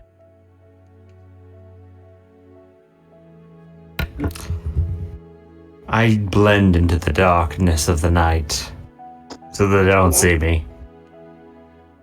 Referring to whoever might be pursuing her. Yeah, and I guess by the time I reach the party, I like the lacrosse team tried to commit a rape. What? Well, very nice social play. Unfortunately, with the fact that Kaelia leaped out of a second-story window, Oh shit! Yeah. there won't be anyone within immediate earshot, and you wouldn't quite know that it was a lacrosse team. What is apparent is that there are several people in the broken, shattered remains of whatever room that was that Kaelia leaped out of, pointing and yelling, and you see more than one small bit of flash, and you know what that flash may indicate.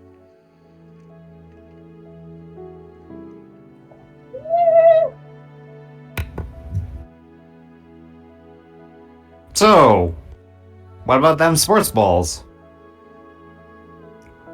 I played with balls before, but not sports balls. Football's a bad memory for me. It's a little bit more than a bad memory because as you look towards the window that Kaelia escaped from, you did note the clear signs of former high school jocks, both male and female, as they stand there in their physically fit joggers and sweatshirts and hoodies and with cameras in hand and pointing and gasping. There's a group mind think that comes with being part of a team for the bulk of one's childhood, and that's a look that David recognizes most intimately. Here's the honest situation that would easily fall across everyone's mind as a kindred. You all are in the midst of a potential governmental lockdown in the area. You all have displayed a small bit of kindred ability, or at the very minimum, vast amounts of PCP use in front of mortals. Staying in the area is typically going to lead to further complications. We've committed a masquerade breach. We need to either leave or snip snip. Is there a like a place where the keys are hung up, or keys placed in a fishbowl? Especially one with a key fob on it, that we can use for a way out of here.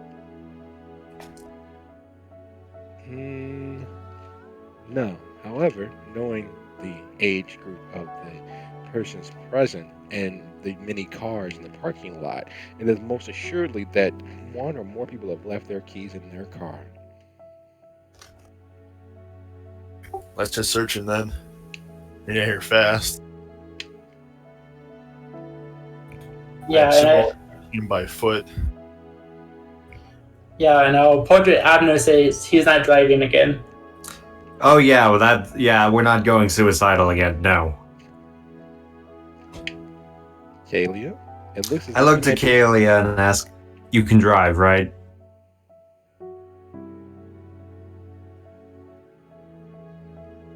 Oh wait, she went up the fire escape.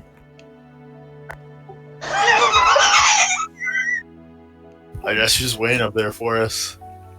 Oh god. Who's the fastest that can Dedo and bring him back to the parking lot? Best. If we're going by strength with athletics, I would not actually be at all that, so no. Nice to be open. Nice to be lawn receiver. Oh my god, I'd actually play football. Okay. All right. So as a wideout, David, you're up to get to the roof quickly, get Kaelia, and then get back to the car. Would you be so kind as to go ahead and strengthen athletics while you do a sprint climb? Kaelia.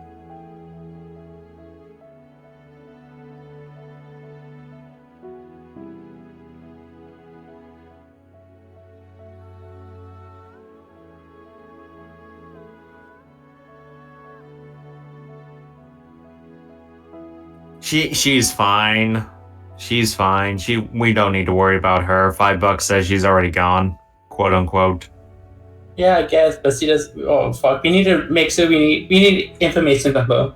We keep Let's be that in frank. mind. She's probably following us at this point. Either that or just abandon us. One of the two. Yeah, and I'm like, well, I want to go look for a call.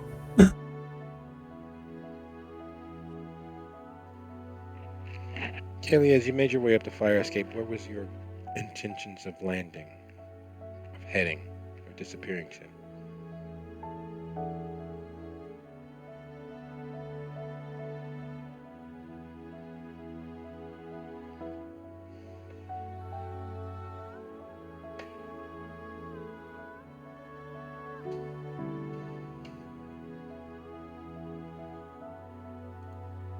Crap, we forgot Kaelia, didn't we? Not quite. We were still, Kelly. When you headed up the fire escape, where is your goal of landing? Your goal of making your way to?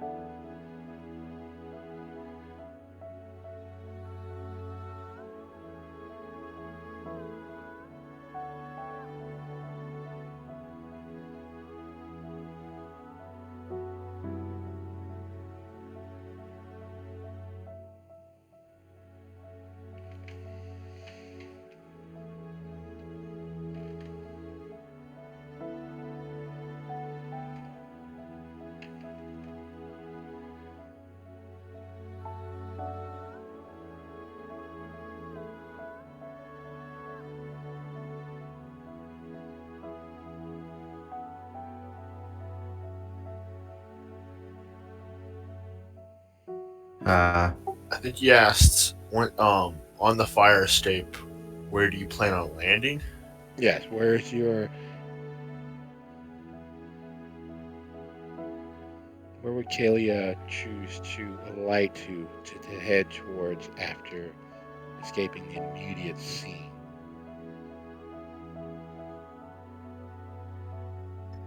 You said to wait on the roof. Yeah, we made a mistake. On my way to grab you. Alright, so a few moments later, David is coming up the stairs to the actual roof, having moved with human speed and focus, but quickly all the same.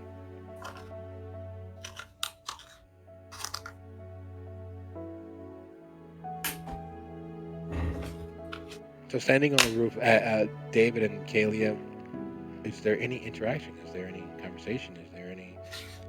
Get the fuck out of here now. Your scene sort of screwed us all over.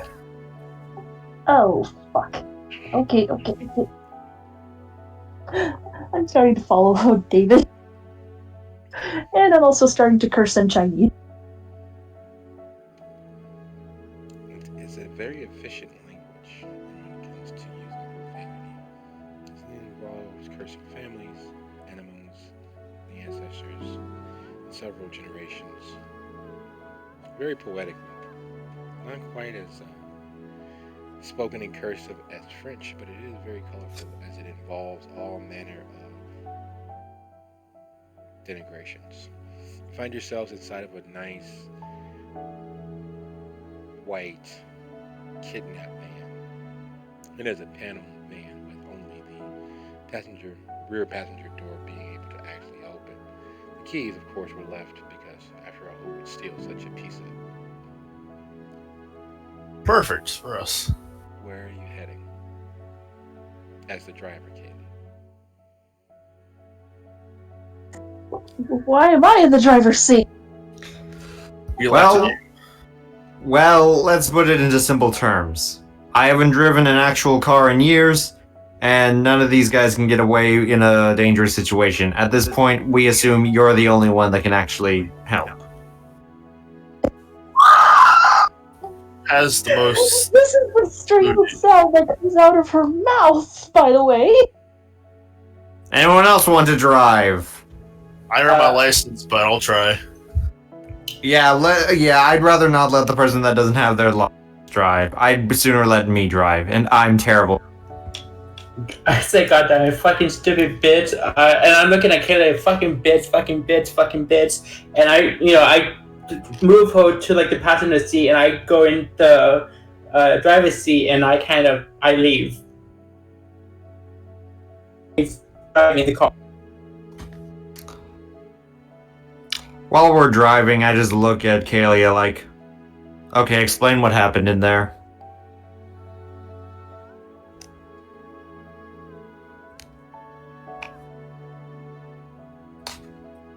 So, I got up. I felt really hungry. And then my insides decided to say fuck you, and I followed a guy into a building. And he followed.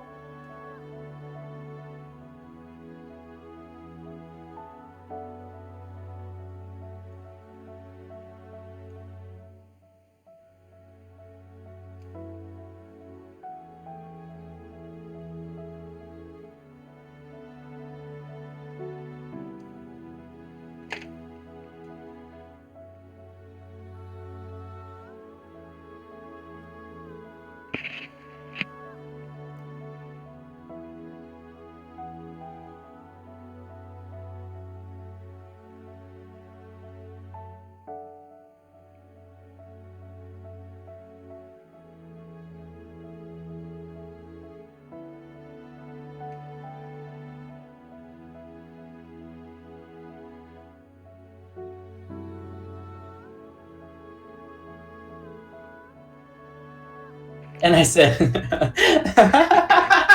And you see Abner pull out the steak, like, I will do it. Girls, you're both pretty, but how we gotta get the fuck out of here? You're still driving, right? And I say, looking out the window. yeah, I'm driving. Don't worry, yeah. David, tell me where to go. For your haven. Which one? Okay, explain to me why you have multiple havens. The nicest one. Guys mind sleeping in a trailer with blocked out windows and an abandoned parking lot? Hey, it's better than what my haven is. I literally live in a basement. I have a house. Wait, you have a house? Yeah, why you so rich? I have a house. Let's just go to the house. I haven't slept in Yeah. an actual bed in years. Well, technically slept. Point is- Yeah.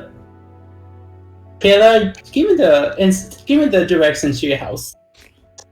I give the directions. Such a very actively trusting and foot forward thing. No one considers the sheer trust that is placed with that until you guys are there. The house is a ranch style semi cabin. It is clear that someone has put years of love and attention into building this place. It sits on a little less than 2.5 acres of land. Not much, but just enough. It is backed by a forest that spills out into an actual forest preserve. It is clear that Kaelia's grandfather has... You cut out mid-sentence. Okay, so it's clear that there's been a lifetime of love and attention put into this place. It is warm, inviting, and you can tell that the person that lived here built this place with their hands.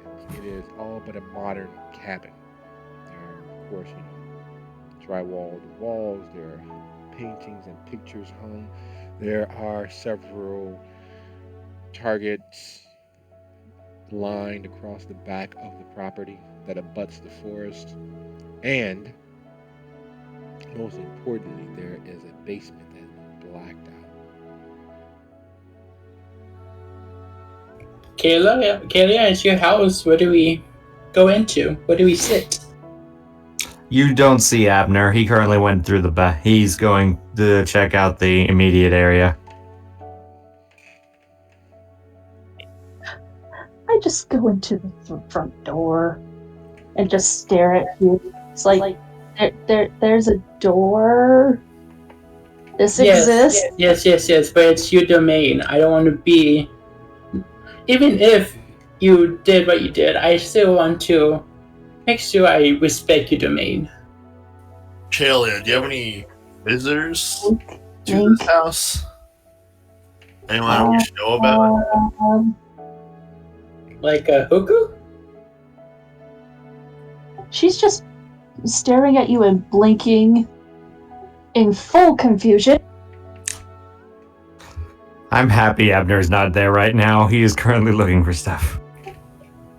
Yeah, and I just kind of sighs and I go up to Kaelia and I touch her face. Does Kaelia let me touch her face? No. I just want to make sure. Okay, why are you touching my face? I just want to make sure you're okay. You have blood all over your mouth.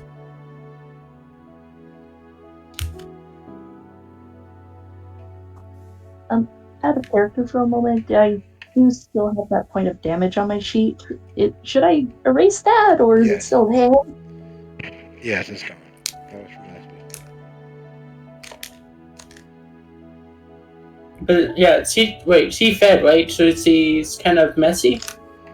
She did feed, but she's not quite messy. It wasn't a complete animalistic savaging. What it was her beast, unfortunately, put her in a very precarious situation, and her connections with her still very active humanness saved her from doing irreparable damage to her victim of the evening. Where you stand in the doorway of her haven is actually the doorway of a home. This very much was a family home.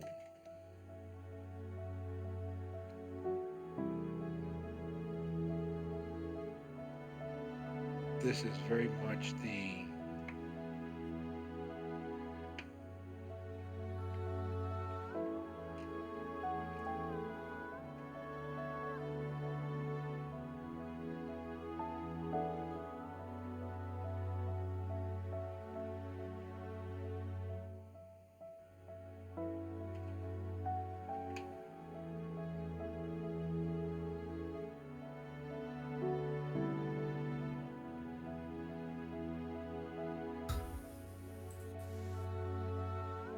I am currently on a nearby roof looking around.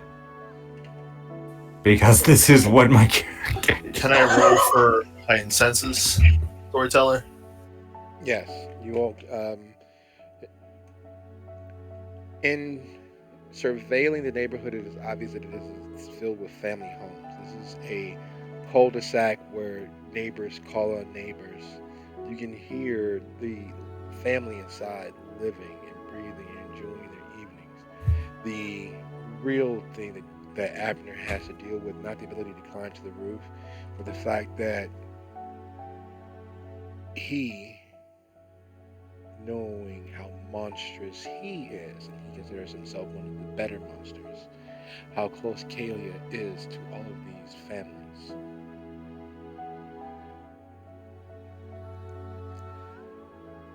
David, having run from this situation to join the gang, to be part of the football team, this is very much a reminder of what his life could have ended up being.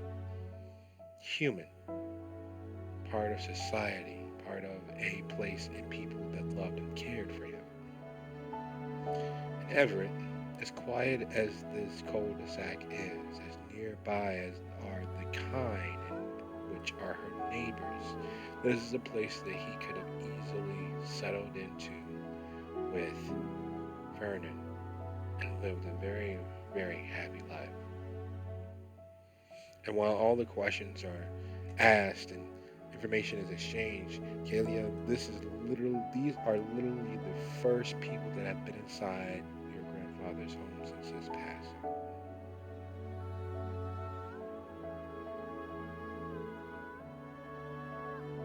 And these people are monsters. So, what do you guys need to be able to sleep?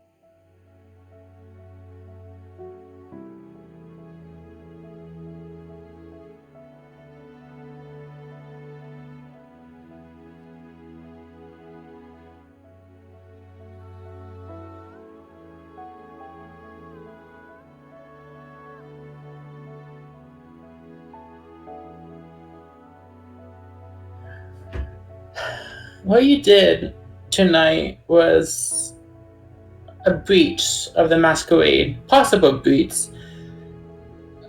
And I don't know if you're aware of our situation of this few nights, but these breaches are very much our death sentence if people find out. So, be careful, because the next time you do it, I'm bringing your head to the council. Do you understand? I fall down into the living room as he says that. It's like, we're not killing her. Quite frankly, she's the most human out of all of you, which is hilarious to say. Most human? Did you not see what you did? Oh my carpet! I didn't like people before I became a monster. I disregarding the carpet as I have just come through a chimney. You got sat on the carpet! We're not killing her. If anything, she is more human than you guys. Yes, she did what she did, but she did it because we literally have a monster in our chest trying to eat everything at the same time. Until she falls further into it, we're not killing her. Oh, you're not killing her, but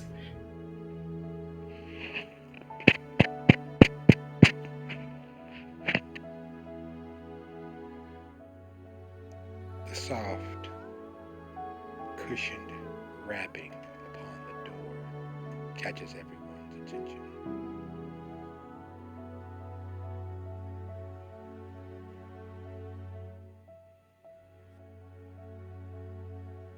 Emotion.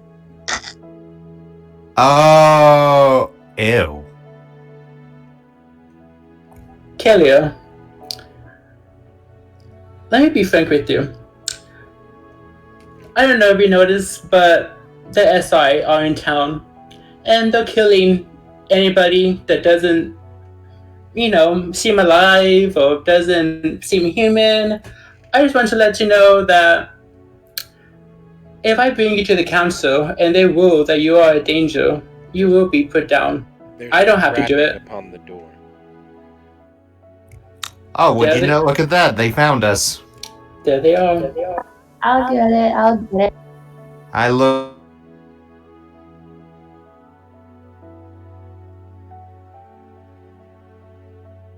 It looks as if I'm going to lose service. Everyone cut out. So, To the door. Right. Oh, he's saying something. I'm sorry, storyteller. We can barely hear you. yeah, no, I keep I have dropping out. Sorry about that. To max Discord volume to try to hear him. So as you head to the door, Kaelia, the thing that becomes even more apparent besides the soot on the carpet, besides the gathering of forces in your grandfather's living room, is the fact that you have not had guests outside of Iona at your home for the last forever, as far as you're concerned. There was before, and then there's now. No other person has been towards your house. It's been inside your house. This would clearly arouse your neighbor's attention. And as you open the door, it is in fact one of your neighbors. Hello. Kaelia, I thought you could use some of my lemon bars. Oh, thank you. And she's holding a platter that is literally older than Kaelia has been alive. It is pure handmade Oh, china. by the way, I finished the other dish that you made yesterday. Do you want that plate back? Sure, of course. Let me come in and get it for you. No need of you putting yourself out. Hello. Sorry, I keep dropping. Oh God, I killed the storyteller. By the way, I tell you guys in a very hushed tone, don't say. Oh no, don't put yourself out. I'll come and grab it for you. As I hear that, I rush back up the chimney. I actually did up, and as he comes in, I put him out my hand and say, "Hi, my name is James," and I put my hands out and shake her hand if she lets me. I am already up the chimney. I'm going to. Oh, and this is. I forgot to introduce you. This is my therapist. He's coming for an at-home visit. Oh, your therapist? Oh, I'm sorry. I don't mean to intrude. I just wanted to make sure you're okay, dear. If you need anything. And she looks at the gathered assemblage.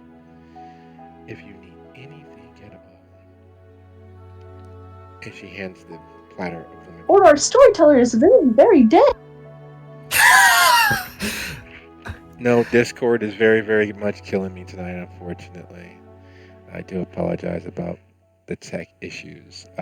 It will more than likely provide us with a very garbled and hodgepodge recording. But I was hoping to wrap up with everyone getting together, and Kaelia's, her neighbor, being there and exiting, and the very real fact that despite everything else, this small moment of intermission between the chaos that is brewing in the city around you is as much of a respite as you all will probably receive.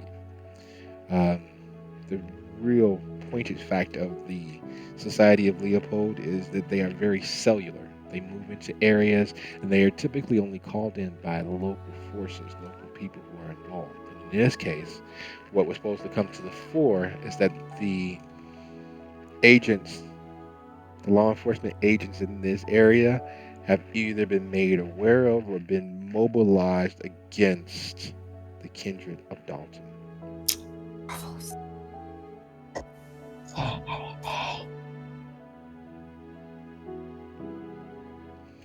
Did you guys hear anything at all? And I dropped again.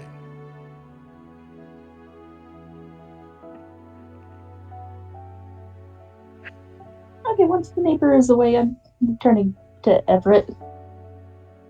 So, what's the SI that you were talking about? When the neighbor left, if the neighbor left, I am now out of the chimney again. And I point to Abner and tell him, history lessons.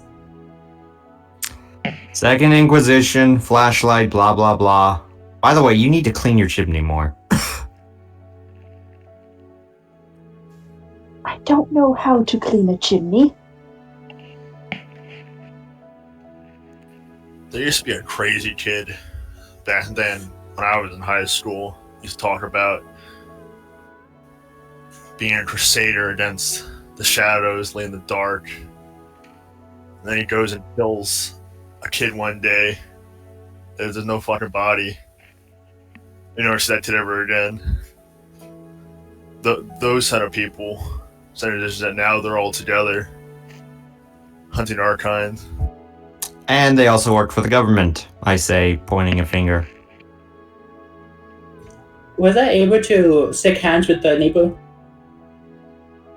No, she was carrying the platter of lemon bars before handing it off to Kaelia and leaving very quickly.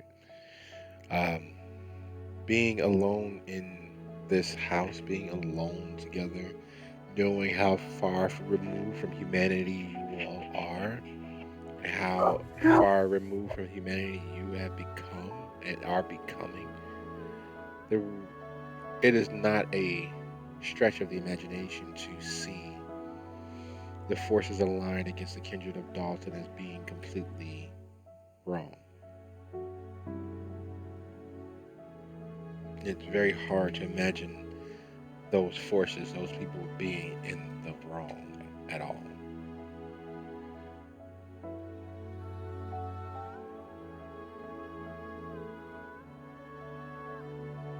Alright, Discord is screwing me over.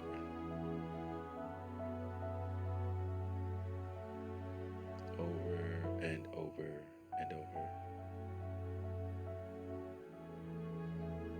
Trust you. How do we know we can trust you with this?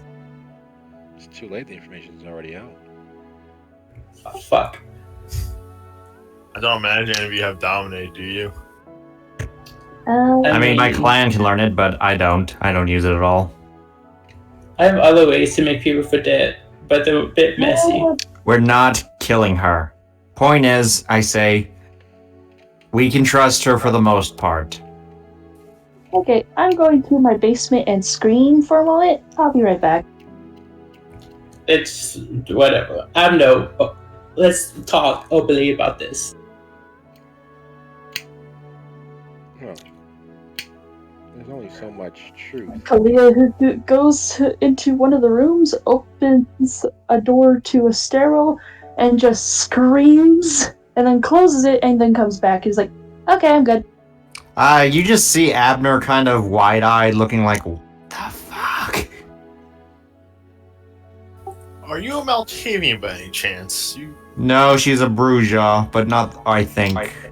She What? was with the Bruja. I'll wager $100 on that bet. Anyway, I just take off my band.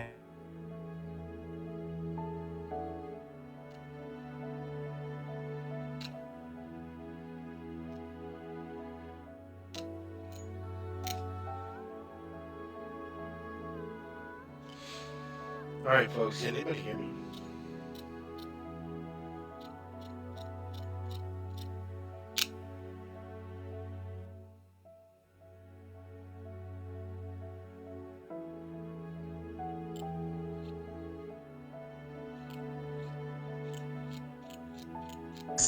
What's a Malkavian? The mad ones.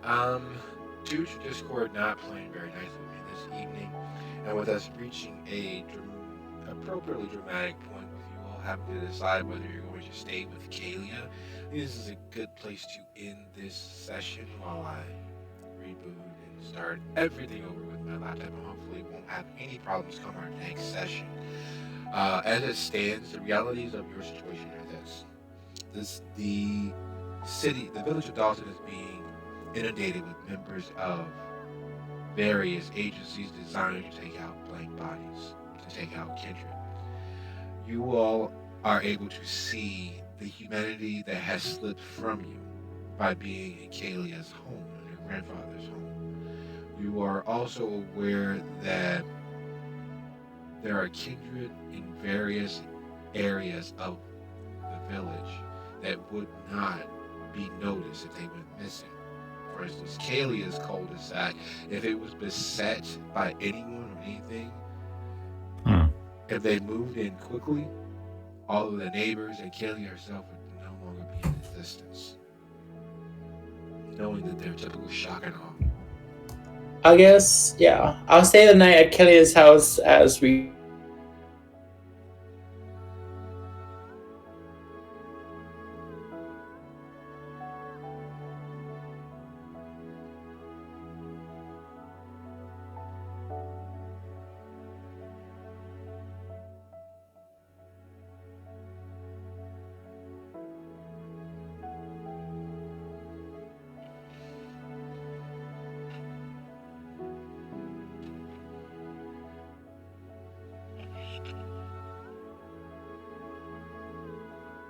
In the bed.